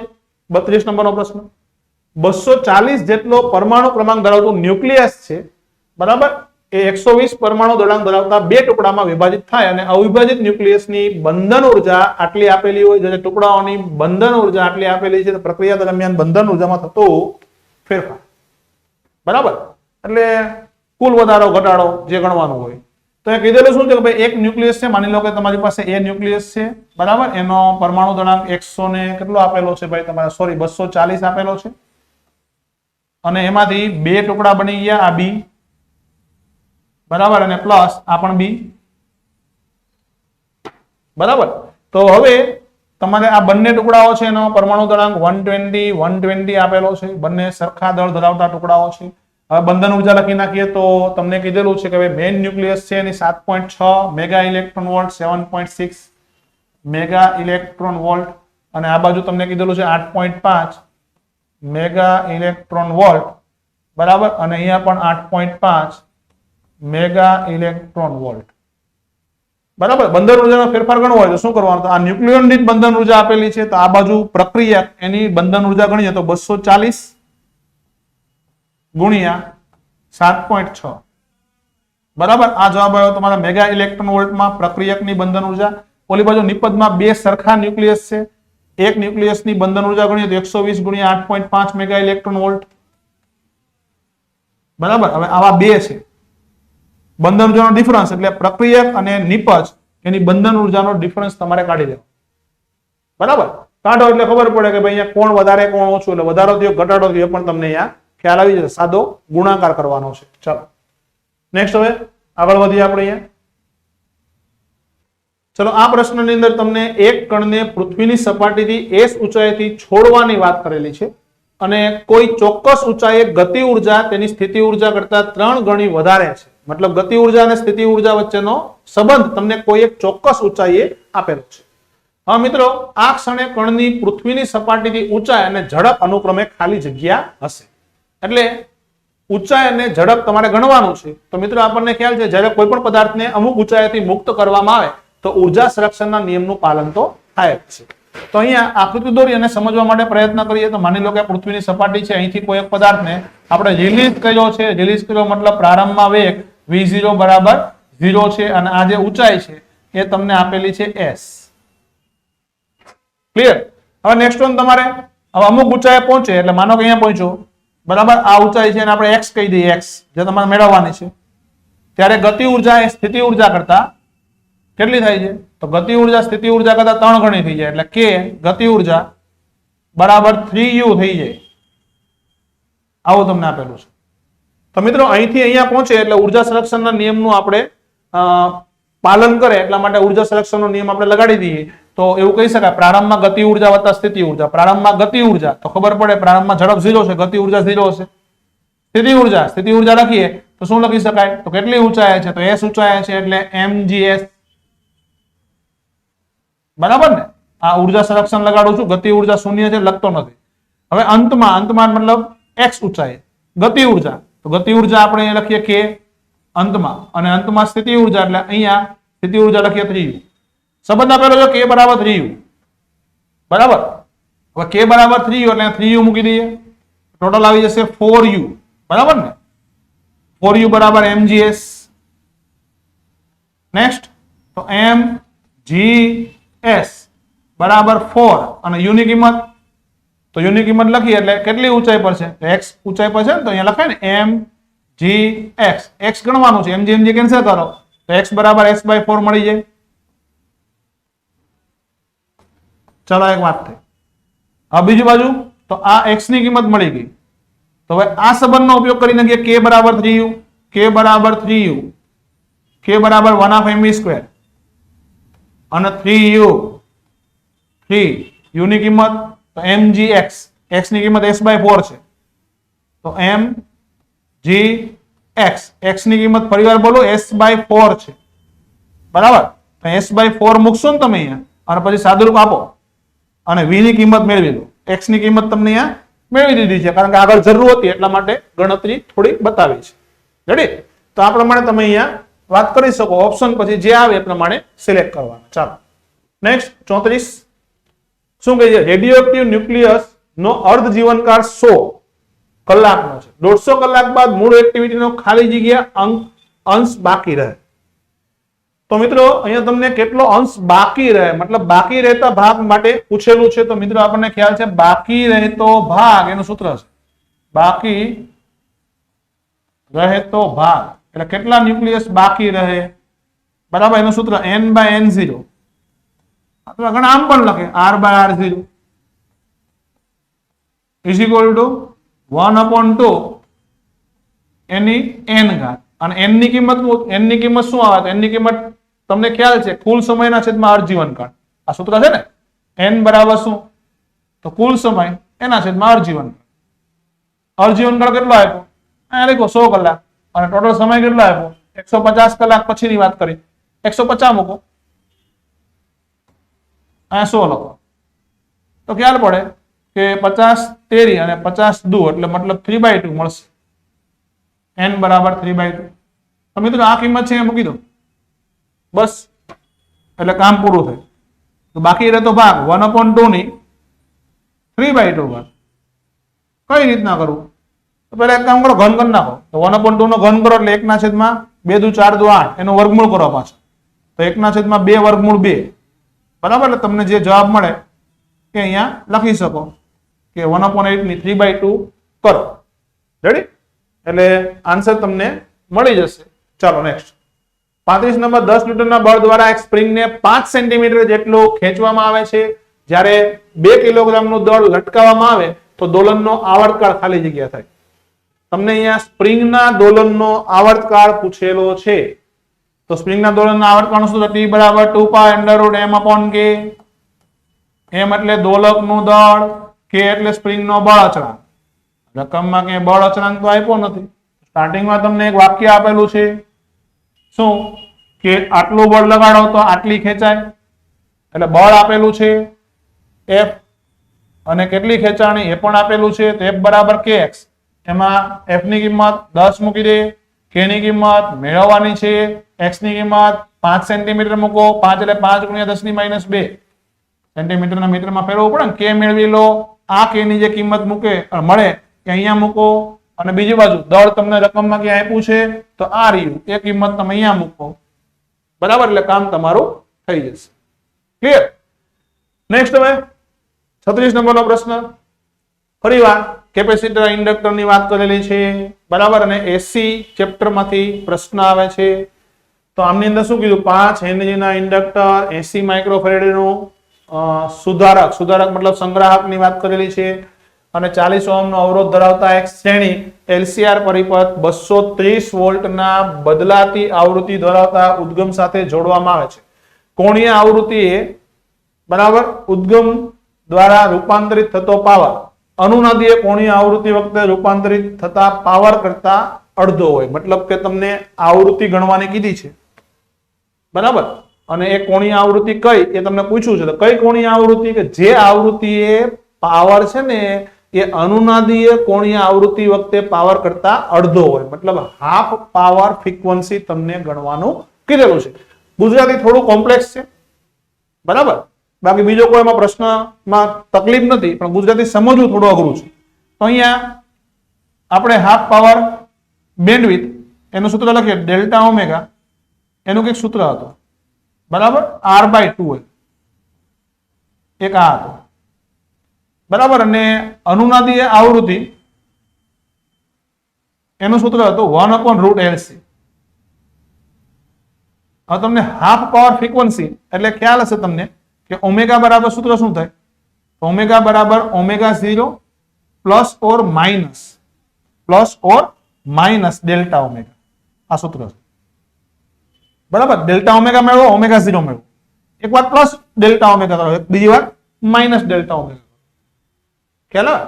તો આ ઇક્વેશન છે, બરાબર? હવે તમારે અહીંયા કિંમત મૂકવાની r/2l. તો r ની કિંમત તો રકમમાં ક્યાંક લખીએ છીએ ખૂણા ખાચરાની અંદર, આપણે જોઈ શકીએ 40 છે.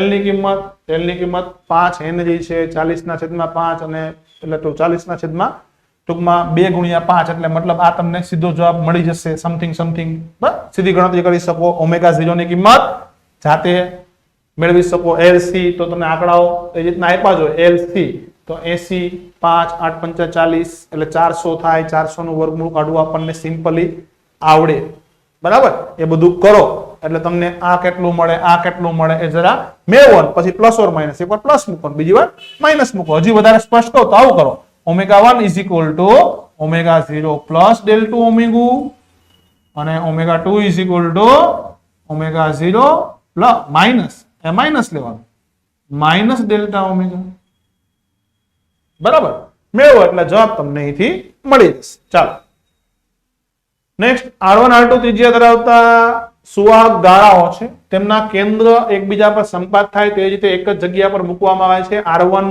બહુ મોટો છે R2 નાનો છે તો તેમની વચ્ચેનો અન્ય પ્રેરણ ગણવાનું કીધું છે કયું પ્રેરણ મિત્ર અન્ય પ્રેરણમાં શું એકનું પ્લસ હોય બીજાનો પ્રવાહ બરાબર તો અન્ય પ્રેરણ એટલે m is equal to એકનું પ્લસ લે માનો કે પહેલાનો પ્લસ લીધું તો પ્રવાહ બીજાનો લેવાનો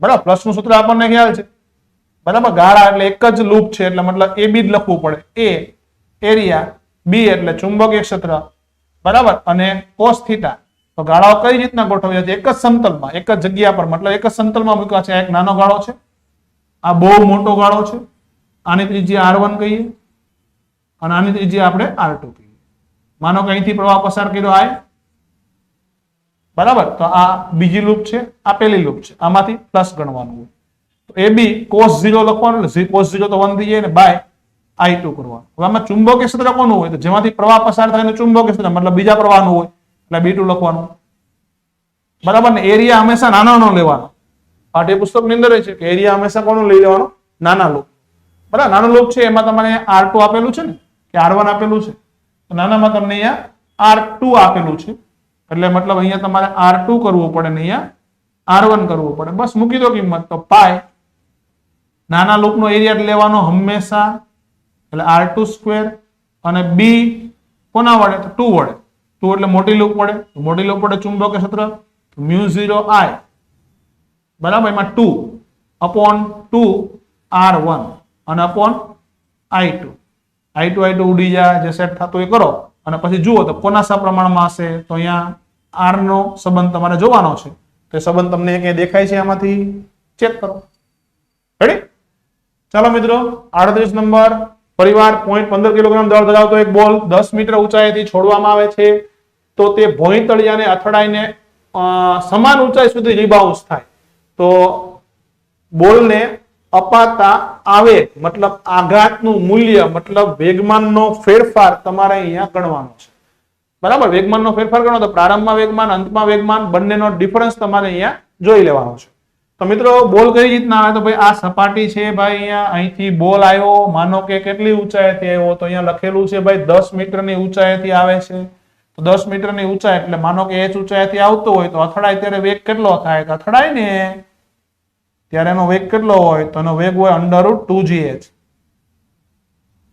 બરાબર ને મુક્ત પદાર્થના સૂત્ર યાદ કરો તો ખબર પડે 2gh જેટલો વેગ હોય પછી પાછો રીબાઉન્સ થઈને પાછો એટલી ને એટલી ઊંચાઈએ જાય એનો મીનિંગ શું થયો એનો મીનિંગ એવો થયો કે બોલે કઈ ઊર્જા ગુમાવી નહીં જેટલી ઊર્જાથી અથડાણો એટલી ગતિ ઊર્જાને પાછી મળી ગઈ બરાબર એટલે મતલબ અહીંયા અથડાઈને ગયો ને એટલે એનો વેગ કેટલો હોય તો એનો વેગ હોય √2gh પણ ખાલી દિશા બદલાઈ ગઈ તો આઘાત પૂછો છે આઘાત એટલે વેગમાનનો ફેરફાર તો પ્રારંભના અંતમાં વેગમાનનો ફેરફાર લઈ લો તો ડેલ્ટા p વેગમાનનો ફેરફાર બરાબર અંતમાં વેગમાન p ફાઇનલ માઈનસ પ્રારંભમાં વેગમાન સદિશ તરીકે બાદબાકી કરો તો ખ્યાલ પડે દિશાઓ ધ્યાનમાં લો p ફાઇનલ ઉપર તરફ છે અને વેગમાન એટલે mv તો એમ લખવું પડે ને mv final minus v initial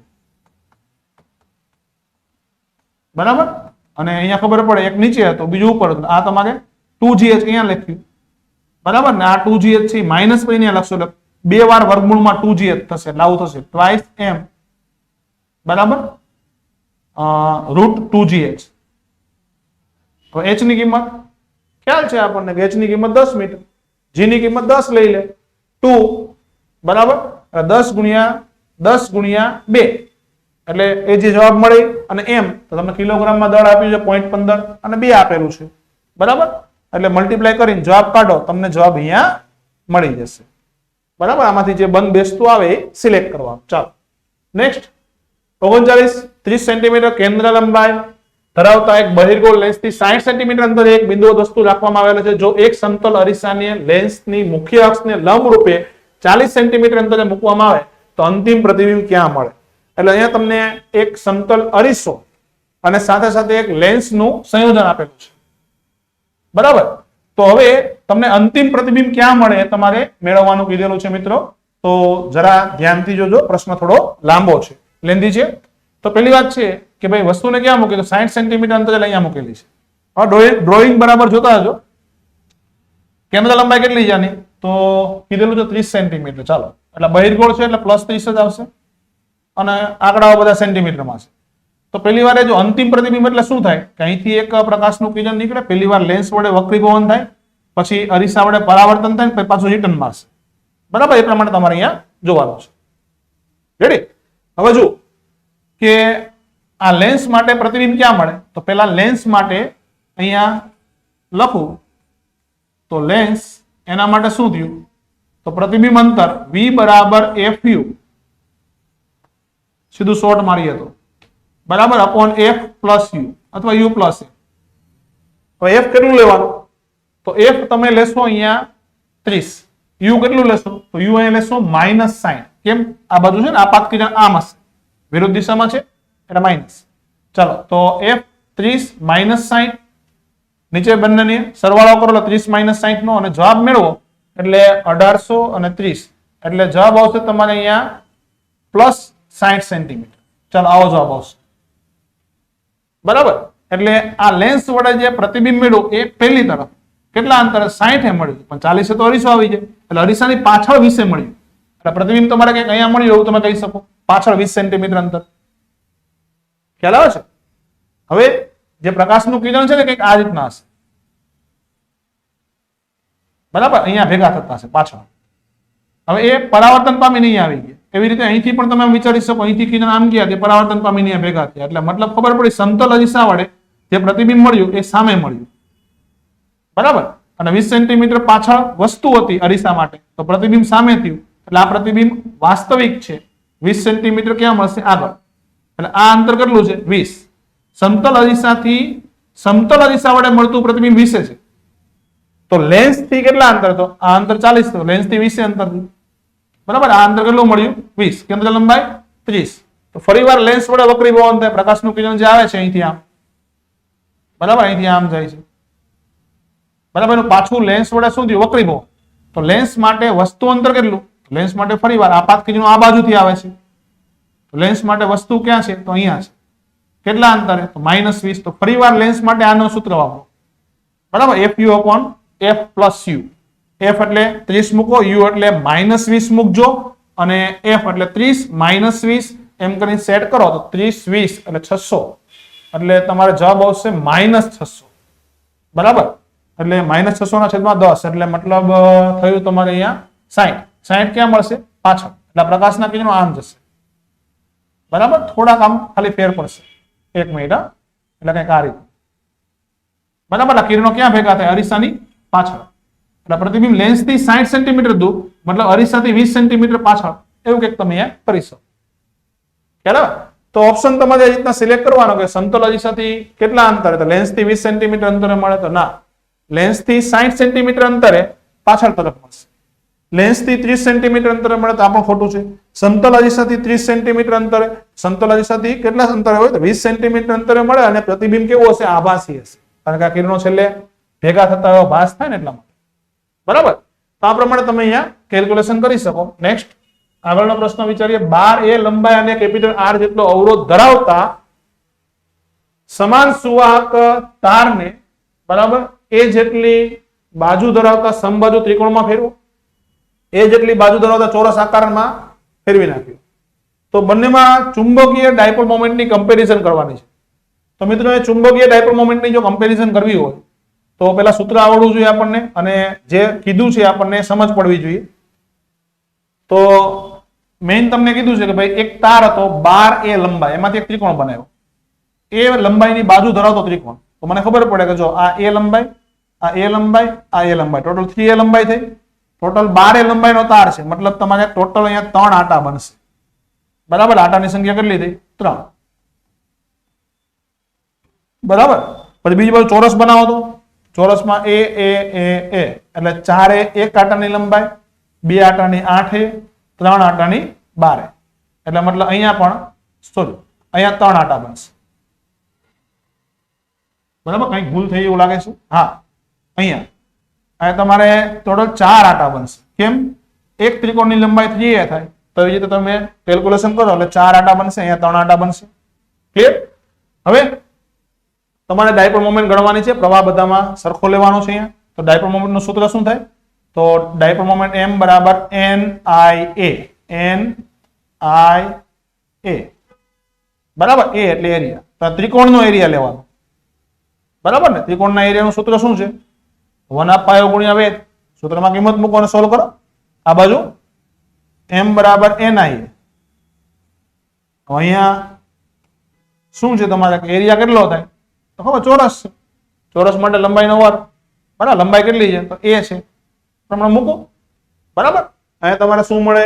area એ જુઓ, સામેની બાજુ શું મળે? એરિયા એ જુઓ, અને બંનેનો તમારે અહીંયા વાત કરવાની છે કે કઈ રીતના તમે જવાબ અહીંયા આપી શકો. તો દ્વિધ્રુવી ચાક માત્ર તમે આ રીતના ગણી શકો છો. નેક્સ્ટ, હવે એના પછી જોઈએ તો નવો પ્રશ્ન.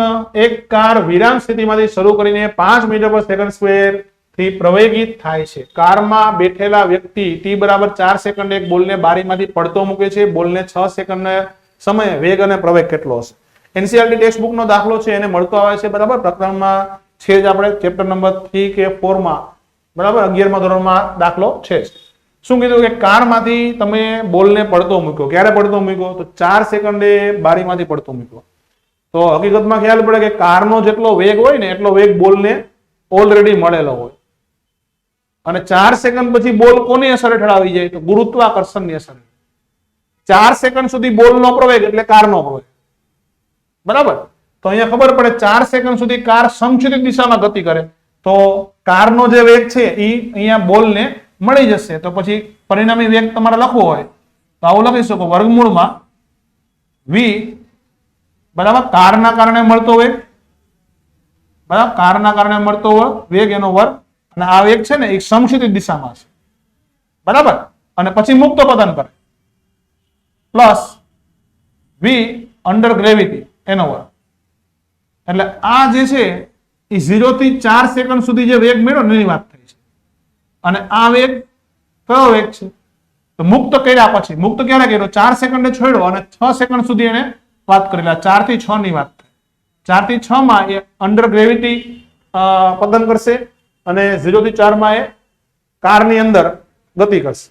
બરાબર, તો તમે v બરાબર v0 પ્લસ at એવું સૂત્ર મૂકો. તો સ્થિર સ્થિતિમાંથી કાર શરૂ કરે, v0 પ્લસ at. તો એ પ્રવેગ તમને 5 આપ્યો છે, t તમને 4 આપ્યો છે, તો at એટલે 5 ચોક 20 એનો વર્ગ કરો. બરાબર, એટલે તમારે કારના કારણે 20 આવે એનો વર્ગ કરો, અને ગ્રેવિટીની અસર હેઠળ એ 2 સેકન્ડ ગતિ કરે, 4 થી 6. બરાબર, અને ફ્રી ફોલિંગ જ કહેવાય. મુક્ત કર્યો એટલે પ્રારંભમાં વાય દિશાનો વેગ તો હતો નહીં, તો પછી તમે વાત કરી શકો, અહીંયા જીટી લખો, 10 ગુણ્યા 2 એટલે 20 એનો વર્ગ. બરાબર, 400 વત્તા 400 800 થઈ ગયું. બરાબર, એટલે હવે તમે સાદુરૂપ આપો તો જવાબ તમને 20 વર્ગમૂળ 2 આવો મળશે વેગનો જવાબ. અને પ્રવેગનો જવાબ, તો પ્રવેગ આપણને ખ્યાલ પડે કે કારમાંથી બોલ મુક્ત થયો એટલે કારનો પ્રવેગ કઈ બોલને ન મળે, વેગ મળે, પ્રવેગ ન મળે. એ તો ખ્યાલ છે ને આપણને? તો પછી જેવો મુક્ત થયો એટલે સીધો ગુરુત્વાકર્ષણ બળની અસર હેઠળ આવી ગયો છે, એટલે ગુરુત્વાકર્ષણના કારણે પ્રવેગ કેટલો હોય? તો 10. એ પ્રમાણે જવાબ તમે અહીંયા લખી શકો. ચાલો નેક્સ્ટ શું વાત કરીએ હવે કે આપેલ પરિપથમાં દર્શાવ્યા અનુસાર R1 R2 અને R3 આ 3 અવરોધો છે, એમાં પ્રવાહો પણ તમને આપી દીધા છે. બરાબર, હવે તમને શું કીધું છે? પરિપથમાં જોડવામાં આવેલા અવરોધોના પદમાં I3 અને I1 પ્રવાહનો ગુણોત્તર. I3 ક્યાં દેખાય છે તમને? અહીંયા. તો જો અહીંયા દેખાણો, અને I1 અહીંયા. તો એકદમ સરળ પ્રકારનો પ્રશ્ન છે. પ્રવાહ વિભાજનનું સૂત્ર જો આપણને આવડતું હોય તો સિમ્પલી તમે સોલ્વ કરી શકો. પ્રવાહ વિભાજનનું સૂત્ર શું છે? કે જે કુલ પ્રવાહ આવે છે, કુલ પ્રવાહ એટલે I1.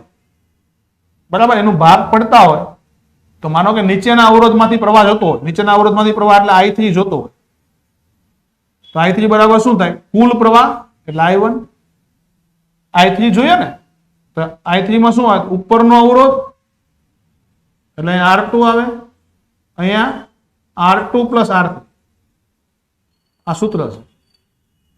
બરાબર, હવે તમારે I3 ના છેદમાં I1 જોતો હોય તો અહીંયા જોઈ લેવાનું કે કયો જવાબ બંધ બેસતો આવે છે. બરાબર, અહીંયા તમારે 2 અંશમાં છે, 2 3 છેદમાં છે, તે પ્રમાણે જુઓ તો કયો જવાબ તમને મળે છે, તમે ટેલી કરી શકો. ચાલો નેક્સ્ટ. હવે શું કે સ્મોલેન દળ ધરાવતા એક કણને v બરાબર આટલા વેગથી પૃથ્વીની સપાટી પરથી પ્રક્ષેપ કરવામાં આવે છે. v એ નિષ્ક્રમણ વેગ છે. પૃથ્વીની સપાટી પરથી કણની મહત્તમ ઊંચાઈ શોધો. તો મિત્રો આજે પ્રશ્ન છે થોડો લેન્ધી છે, થોડો નહીં પણ ઘણો બધો લેન્ધી છે. બરાબર, ફરીવાર ગુરુત્વાકર્ષણની વાત કરી હોય તો ઉર્જા સંરક્ષણનો નિયમ આવે અહીંયા, અને ઉર્જા સંરક્ષણમાં થોડું અહીંયા આપણે વિશેષ લખવું પડે. હું અહીંયા શોર્ટમાં લખું છું, પછી ગણતરી તમે બરાબર ધ્યાનથી જોજો કે ભાઈ અહીંયા તમારે ક્યાંથી ફેંકો છે? તો પૃથ્વીની સપાટી પરથી ફેંકો છે, એટલે પૃથ્વીની સપાટી પર ગતિ ઉર્જા છે અને વત્તા સ્થિતિ ઉર્જા હશે, અને ક્યાં પહોંચે એટલે કેટલી ઊંચાઈ સુધી જાય એટલે h હાઈટ તમારે ગણવાની છે, મળી જાય. જુઓ ચાલો, તો ઉર્જા સંરક્ષણ વાપરો. અહીંયા ઉર્જા સંરક્ષણ ગતિ ઉર્જા એટલે 1/2 m. ગતિ ઉર્જા શું? ગતિ ઉર્જા એટલે તમને ઝડપ આપેલી છે ને, k ઇન્ટુ એસ્કેપ વેલોસિટી એનો વર્ગ પ્લસ સ્થિતિ ઉર્જા. સ્થિતિ ઉર્જાનું સૂત્ર છે minus g MEM upon RE. અત્યારે સપાટી પર છે ત્યારની વાત કરું છું.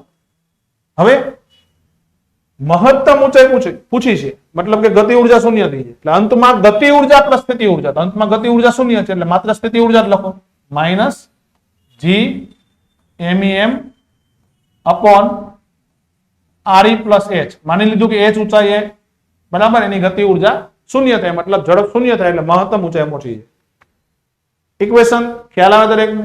હવે કરો શું અહીંયા તમે કે તમારે ગણવાનું શું છે? h. તો હવે થોડું ગણતરીમાં ધ્યાન આપીએ તો VE એસ્કેપ વેલોસિટી ની વાત કરીએ છીએ. એસ્કેપ વેલોસિટી નું સૂત્ર શું છે? અહીંયા લખી દો સાઈડમાં. Escape velocity is equal to √2 g me upon RE. પૃથ્વીની સપાટી પર વાત કરીને તમારે અહીંયા બરાબર. હવે આ સૂત્રને અહીંયા મૂકો અને h ને કરતા કરો. ખ્યાલ? સૂત્રને અહીંયા મૂકશો અને ગણતરી કરશો એટલે તમને અહીંયા h ની કિંમત મળશે. ગણતરી થોડી લાંબી બનશે, થોડું અટપટો પણ બનશે, પણ જો ગ્રેવિટેશનના પ્રશ્ન સોલ્વ કરવાની તમને પ્રેક્ટિસ હોય તો આ પ્રશ્નમાં કોઈ પ્રોબ્લેમ ન આવે. બરાબર, એકવાર હજી સમજાવી દો તમને. અહીંયા VE સ્ક્વેર બરાબર, એની કિંમત 2gme upon RE. VE square ની કિંમત 2gme અપોન RE બરાબર. તો VE સ્ક્વેર બાય 2 કરો તો gme અપોન RE થાય. તો gme અપોન RE, તો આ કિંમત છે ને ત્યાં તમે કંઈક મૂકી શકો. શું મૂકી શકો? VE square by 2. ખ્યાલ આવે ને? અને એવી રીતે જો અહીંયા પણ તમે જુઓ તો અહીંયા RE નથી, જો એક કામ કરો ઉપર નીચે RE વડે મલ્ટીપ્લાય કરી નાખો. ઉપર નીચે RE વડે એટલે અહીંયા RE વડે મલ્ટીપ્લાય કરો, અહીંયા પણ RE મલ્ટીપ્લાય કરો. બરાબર, અને પછી તમે શું કરો? હવે કાંઈ નહીં, તો આને ભેગું કરી દો gme અપોન RE આટલો પદ. એટલે અહીંયા તમે શું મૂકી શકો? ખ્યાલ પડે. બરાબર, કે અહીંયા પણ VE સ્ક્વેર બાય 2 મૂકી શકો એટલે VE સ્ક્વેર RE એમ પણ એક વધશે. સેટ કરો અને બાકી h ને કરતા કરો એટલે તમારો આન્સર આવે. ક્લિયર? ચાલો મિત્રો આગળ વધીએ. નેક્સ્ટ શું કહે છે? સ્ટેપ ડાઉન ટ્રાન્સફોર્મર 220 વોલ્ટના એસી ઉદ્ગમ સાથે જોડી 11 વોલ્ટ અને 44 વોટ ઉપર બલ્બને કાર્યરત કરવામાં આવે છે. તો ટ્રાન્સફોર્મરમાં ગુમાવાતા પાવર ને અવગણવામાં આવે, મતલબ આદર્શ ટ્રાન્સફોર્મર આપણે માની લઈએ તો ગુચ્છામાંથી વહેતો પ્રવાહ કેટલો હશે? પણ કયા ગુચ્છામાં? પ્રાથમિક. બરાબર. હવે આદર્શ ટ્રાન્સફોર્મર છે મતલબ એવો કરી શકો કે ભાઈ P ઇન મતલબ P પ્રાઇમરી ગુચરામાં જે પાવર હશે એટલો તમને સેકન્ડરી ગુચરા એટલે ગૌણ ગુચરામાં મળવો જોઈએ. હવે સેકન્ડરી ગુચરા સાથે બલ્બ જોડ્યો જોઈએ અને બલ્બમાં તમને વોલ્ટ આપ્યા છે અને પાવર આપ્યો છે. તો બલ્બને જે પાવરની રિક્વાયરમેન્ટ છે એ કોણ પૂરું કરે? સેકન્ડરી ગુચરું. બરાબર, સેકન્ડરી ગુચરાનો પાવર કેટલો હોવો જોઈએ? 44. બરાબર, અને પ્રાઇમરી ગુચરા માટે તમે પાવર લખવો હોય તો આવું લખી શકો ને કે EP એટલે પ્રાઇમરી ગુચરામાં EMF અને પ્રાઇમરી ગુચરું છે એનો પ્રવાહ. આ પ્રાઇમરી ગુચરાનો પ્રવાહ તમારે ગણવાનો છે. પ્રાઇમરી ગૂંચળાને જે વોલ્ટેજ લાગુ પાડ્યા એ કેટલા છે? પ્રાઇમરી ગૂંચળાને 220 લાગુ પાડ્યા એટલે 220 મૂકી દો. 220 આઈપી બરાબર 44. બસ આઈપી ને કરતા કરી દો અને આન્સર તમે તમારી રીતે મેળવી શકો. ચાલો નેક્સ્ટ હોય આગળ જોઈએ. 45 સમાન કદ ધરાવતા 27 બુંદને 220 વોલ્ટ થી વિદ્યુત ભારિત કરવામાં આવે છે. તેઓ ભેગા મળીને મોટું બુંદ બનાવે છે. તો મોટા બુંદનું સ્થિતિમાન તમારે ગણવાનું છે. બરાબર, મોટા બુંદનું શું ગણવાનું છે? સ્થિતિમાન. તો મિત્રો આ રીતે જ્યારે બુંદ ભેગા થતા હોય ત્યારે અમુક વસ્તુ આપણે શોર્ટ કરવા માટે યાદ રાખવી પડે. n/2/3 એવું કંઈક સૂત્ર છે, ખબર હોય તો. જો ન આવડતું હોય તો આપણે ફટાફટ મેળવી પણ શકીએ. શું કરાય કે v સ્મોલ મતલબ નાના બુંદનું સ્થિતિમાન બરાબર k નાનો q એટલે નાના બુંદનો વિદ્યુત ભાર છેદમાં નાના બુંદની ત્રિજ્યા v big. તો v big બરાબર શું થાય? k પછી મોટા બુંદ પરનો વિદ્યુત ભાર. તો મોટા બુંદમાં શું થાય ખ્યાલ છે આપણને? તો મોટા બુંદની અંદર થાય બધો વિદ્યુત ભાર ભેગો. માનો કે 27 ટીપા ભેગા થયા ને, એવી રીતે n ટીપા ભેગા થયા હોય તો બધો વિદ્યુત ભાર ભેગો થઈને n³ બને. બરાબર, મોટા બુંદનો વિદ્યુત ભાર છે આ. અને r તો ત્રિજ્યામાં ઓલું કદ વાળું સરખાવવાનું આવે. શું કહેવાય કે ભાઈ મોટા બુંદનું કદ એટલે v big. જો આ વોલ્ટેજ નથી, આ વોલ્યુમ છે, કદ છે, કદ ઇઝ ઇક્વલ ટુ n નાના ટીપાનું કદ v સ્મોલ. આ કદની કમ્પેરિઝન છે. આના ઉપર તમને ક્યાંક એવું મળે કે મોટા ટીપાની ત્રિજ્યા બરાબર n/1/3 નાના ટીપાની ત્રિજ્યા, આવું ક્યાંક મળશે.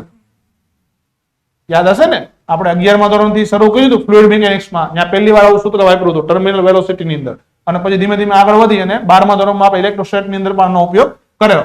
ચાલો, તો અહીંયા r ની કિંમત અહીંયા બિગ r આવે. બિગ r એટલે મોટા ટીપાનું. તો અહીંયા આ વસ્તુ લખવી પડે n/1/3 સ્મોલ r. જુઓ શું મળે છે, આને અંશમાં લઈ જાઓ એટલે n/1 - 1/3 એટલે 2/3 k small q upon r. અને આ કિંમત છે બરાબર. એ કિંમત કઈ છે? v સ્મોલ ની છે. તો મતલબ n/2/3 v સ્મોલ. આવું થયું ને, એટલે વર્ગ કરીને ઘનમૂળ કાઢી લેવાનું. 27 છે એને વર્ગ કરીને ઘનમૂળ કાઢો. તો ઈઝી પડતું હોય તો એવું પણ કરી શકો તમે કે પહેલા ઘનમૂળ કાઢીને પછી વર્ક કરો. રેડી? 27 નું ઘનમૂળ કાઢીને વર્ક કરો, શું મળે એ આપણને ઈઝીલી સમજ પડે એવું છે. એટલી તો સમજ પડે ને આપણને. બરાબર, તો એ મૂકી દેવાની કિંમત v સ્મોલ. તો નાના ટીપાનું વિદ્યુત સ્થિતિમાન તમને આપેલું છે, મૂકી દો તમે. રેડી? તો આ પ્રમાણે તમે આ પ્રશ્ન અહીંયા સોલ્વ કરી શકો. નેક્સ્ટ શું કહે છે? આપેલ પરિપથ માટે input digital signal terminal a b અને c પર લગાવવામાં આવે તો ટર્મિનલ y આગળ આઉટપુટ કેટલો હશે? હવે આ પ્રશ્ન તમે બુલિયન એલ્જેબ્રાની મદદથી સરળતાથી સોલ્વ કરી શકો, પણ નીટની અંદર તો એલ્જેબ્રા કરવાની કોઈ જરૂર નથી. મતલબ ટ્રાય એન્ડ એરર સિવાય બીજો કોઈ વિકલ્પ નથી. બરાબર, તો હવે ટ્રાય એન્ડ એરર ની અંદર વાત કરીએ આપણે તો ગેટના આઉટપુટ આપણને ખબર હોવી જોઈએ ટ્રાય કરવાની. બરાબર, કે ગેટમાં શું છે ભાઈ તમારે, કે જો આ કયો ગેટ છે તો એન્ડ. એન્ડ નું લક્ષણ શું? તો બંને 1 ત્યારે જ 1. બરાબર, આ કયો છે તો નાન્ડ. નાન્ડમાં શું હોય તો હકીકતમાં એન્ડ નું ઊંધું કરી નાખો. બંને 1 ત્યારે જ 0. બરાબર, અને આ બાજુ આ ઓર છે તો ઓરમાં શું હોય તો બંને 0 ત્યારે જ 0. બરાબર, હવે અહીંયા તમને જે આપેલું છે એ પ્રમાણે તમારે એક પછી એક લેતા જવાના. કે પેલા શું કીધું? a સિગ્નલ, b સિગ્નલ અને c સિગ્નલ. તો a સિગ્નલમાં પેલા 0, b માં 0, અહીંયા 1. તો 0 0 1. જો અહીંયા 0 0 હોય ને તો આ એન્ડ ગેટ છે, તો અહીંયા 0 બને. એ પછી એ જ રીતે એક પછી એક લખતા જાઓ. તો અહીંયા 0 બને, તો અહીંયા 0 આવ્યો છે. હવે અહીંયા શું છે? 0 અને અહીંયા 1. તો 0 1. તો આ કયો ગેટ છે? તો નાન્ડ છે. નાન્ડ ગેટમાં શું આવે કે બંને 1 ત્યારે જ 0. તો અહીંયા ખબર પડે કે અહીંયા 0 છે, અહીંયા 1 છે. તો પછી અહીંયા શું આવે? 1 આવે. તો ઓર ગેટમાં એક 1 આવ્યો. બરાબર, અને બીજો કેટલો આવ્યો? 0 આવ્યો. સોરી, કંઈક મિસ્ટેક થઈ છે આપણી સમજવામાં. સિગ્નલ બરાબર દેખાતું નથી એવું લાગે છે. એક મિનિટ, બરાબર આપણે જોઈ લઈએ.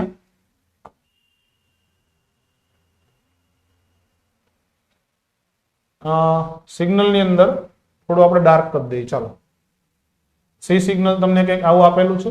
તો 0 0 અને પછી શું આપ્યું છે? અહીંયા 1. બરાબર, એ પ્રમાણે આગળ વધીએ તો અહીંયા 0, અહીંયા 0, અહીંયા પણ 0, કારણ કે બી સિગ્નલ છે પણ 0 જ છે ને. એ બી બંને સિગ્નલ 0 અને આ કેટલું છે? 1 છે. તો આ બંને 0 હોય તો તો આ એન્ડ ગેટ છે, બરાબર. એન્ડ ગેટમાં શું હોય કે બંને 1 ત્યારે જ 1 થાય, એટલે અહીં તો 0 જ થઈ ગયું ડાયરેક્ટ, બરાબર. અને આ કયો ગેટ છે? તો નાન્ડ ગેટ છે. નાન્ડ ગેટમાં શું હોય કે હકીકતમાં એન્ડ કરતા ઊંધું. એન્ડમાં શું હોય? તો એન્ડમાં બંને 1 ત્યારે જ 1, બરાબર. તો અહીંયા કહી શકો બંને 1 ત્યારે જ 0. તો અહીંયા તમે અહીંયા 1 કહી શકો.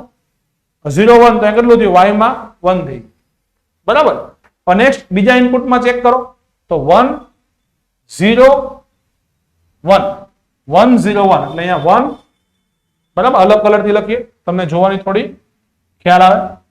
તો અહીંયા શું લખ્યું આપણે?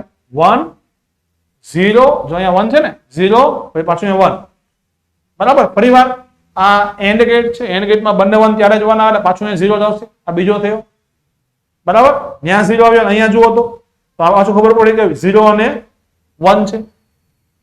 ખ્યાલ આવ્યો ને? તમારે તો 0 અને 1 સેટ કરો તો શું મળ્યું તમને અહીંયા?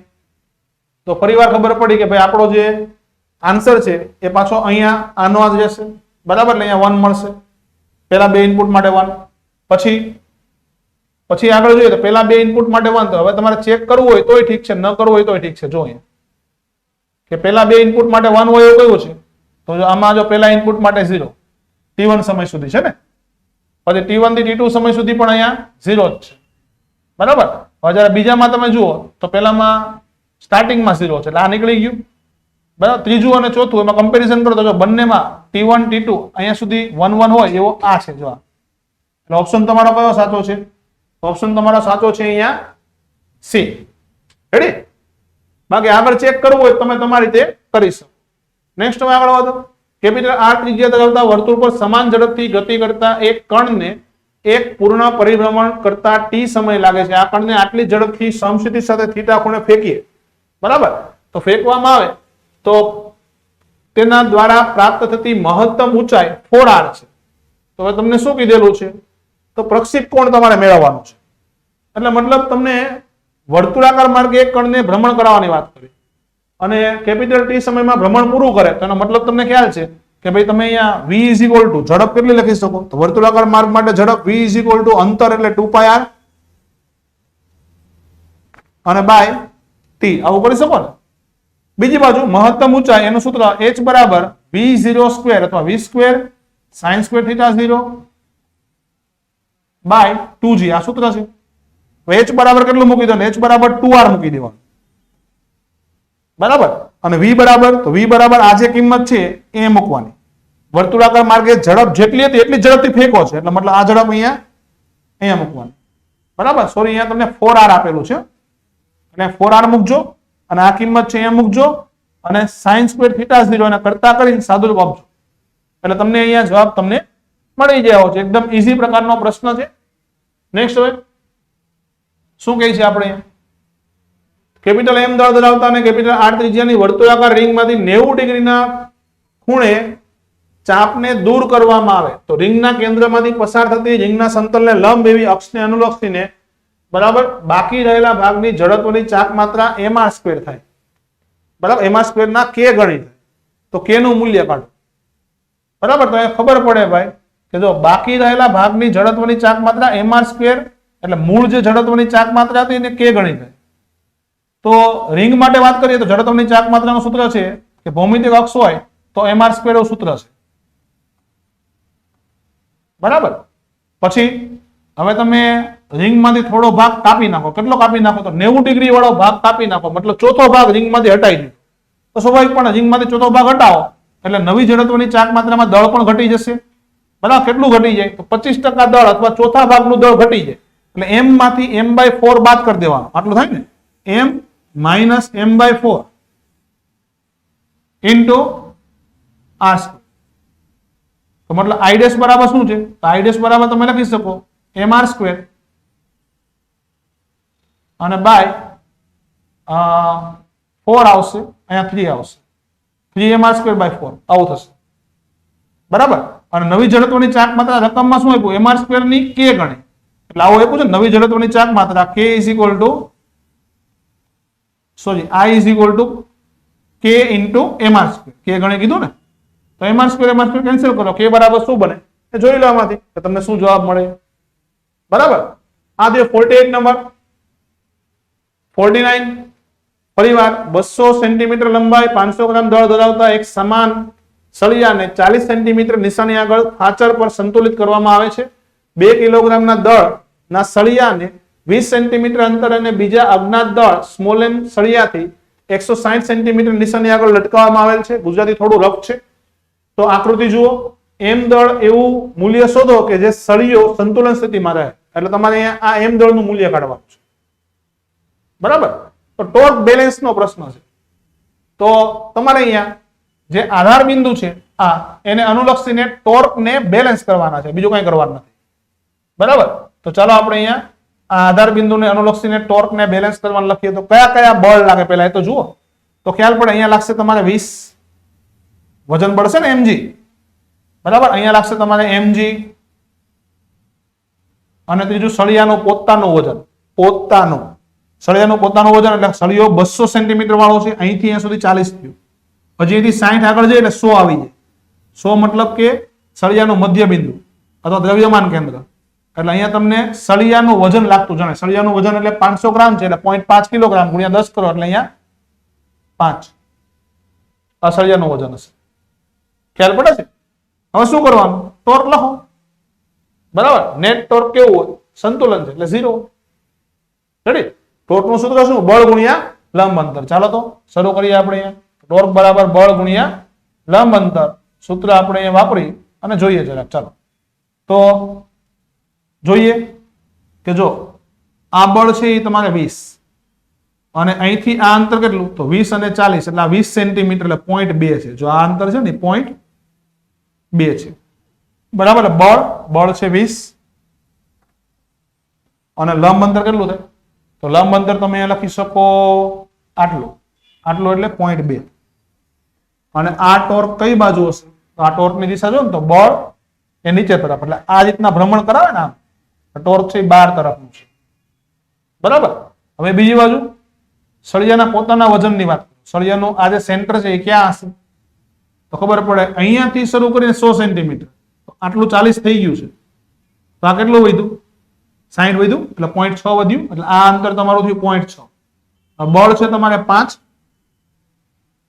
અને અંતર છે તમારે 0.6 બળ લંબ અંતર સેટ થઈ ગયું ચાલો હવે દિશા જુઓ તો કે આ બળના કારણે સળિયો આમ ફરે બરાબર એટલે મતલબ આ રીતના ફરતો હોય તો ટોર્ક અંદર તરફ તો આ 12 તરફ હતું આ અંદર તરફ નિશાની પ્લસ માઇનસ લેવી પડે કે 12 તરફના પ્લસ કયો ને ક્યાં અંદર તરફ ચાલો આગળ નેક્સ્ટ ત્રીજું આ થયું ચાલો mg બરાબર અને આ જે અંતર છે અહીંથી અહીંયા સુધી 160 આપેલું છે એટલે 1.6 બરાબર એટલે હજી આગળ લખીએ તો શું લખાય તો 1.6 એટલે અહીંથી અહીંયા સુધી 1.2 લખાય 120 સેન્ટીમીટર થાય ને એટલે તમારે પાછું ફરીવાર માઇનસ 1.2 અને mg અને ઇક્વલ ટુ કેટલું થાય ઇક્વલ ટુ 0 બરાબર હવે તમારે ગણવાનું શું છે m ની કિંમત ગણવાની છે તો સિમ્પલ મળે કે ભાઈ આ 20 ગુણ્યા 0.2 કરો એટલે 20 નું 40 એટલે 4 મળી ગયા અને 6 35 એટલે 3 મળી ગયા 4 માઇનસ 3 એટલે 1 થઈ ગયા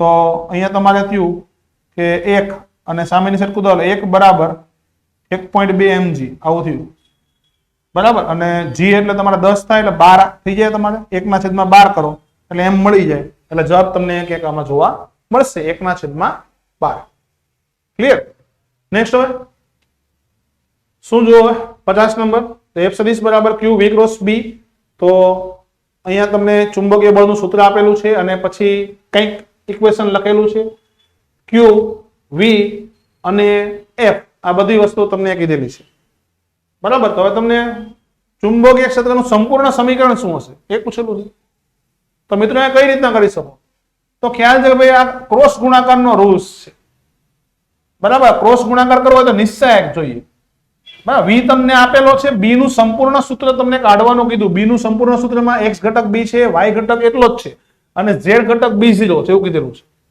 તો અહીંયા કઈ વાંધો નહીં સીધું સૂત્ર મારો કે f સદિશ ઇઝ ઇક્વલ ટુ શું તો is equal to q v cross b ચાલો પહેલા સૂત્ર લખી નાખીએ હવે આનો નિશ્ચયક બનાવો પડે એટલે q કેટલું q તમને આપેલું છે 1 હવે તમારા નિશ્ચયક ની અંદર i કેરેટ યાદ આવતું હશે j કેરેટ k કેરેટ પછી બીજી બાજુ v એટલે 2 4 6 એટલે લખો 2 4 6 અને b કેટલું b તો b અને b0 એટલે x ઘટક b y ઘટક b અને b0 એક ઘટક નેગેટિવ નથી ને ના ચાલો તો ઓકે છીએ આપણે અહીંયા હવે આનું શું કરી નાખો ખાલી ક્રોસ ગુણાકાર કરો બળ તમને આપ્યું છે ને બળ કેટલું આપ્યું છે 4 20 અને 12 એટલે 4i કેરેટ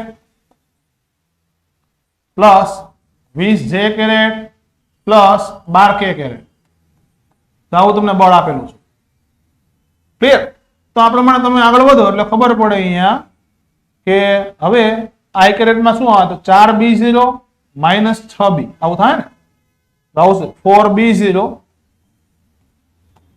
6b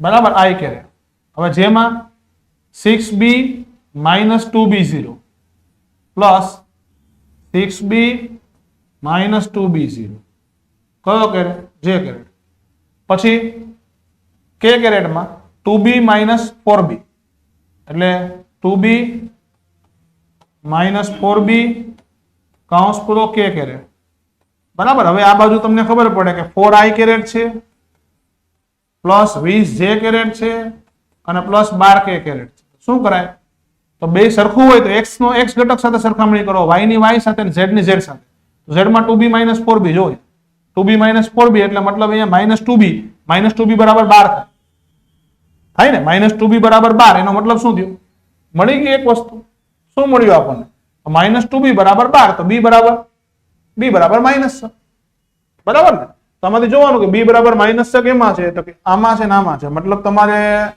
ખ્યાલ પડે કે b એટલે મતલબ તમારે સોરી x અને y ઘટક b છે હા એટલે x અને y ઘટક એટલે 6 કેમાં છે તો b માં છે અને અહીંયા d માં છે પણ અહીંયા જો તમારે કેવા છે પ્લસ ને આપણે શું મળે અહીંયા સરખાવો તો આને અને આને સરખાવો તો શું મળતું હતું -6 મળતા હતા તો -6 કેમાં મળે છે બોમ્બે ની અંદર બરાબર તો આ પ્રમાણે તમે અહીંયા સોલ્યુશન કરી શકો થોડું સ્પીડી લીધેલું છે કારણ કે તમને જોવામાં બહુ સમય ન લાગે એટલા માટે આ લેક્ચરને આપણે સ્પીડી બનાવવાનું છે તો મિત્રો આશા રાખીએ છીએ કે આમાં તમને કંઈક નવું જાણવા મળ્યું હશે અને નીટના આ પેપર સોલ્યુશનનો લાવો તમે બરાબર સંપૂર્ણ રીતે લીધો હશે તો ફરી મળીશું નવા કંઈક કન્સેપ્ટ સાથે નવા વિચાર સાથે ત્યાં સુધી બાય સી યુ અસ્તુ વશિષ્ઠ છે તો શક્ય છે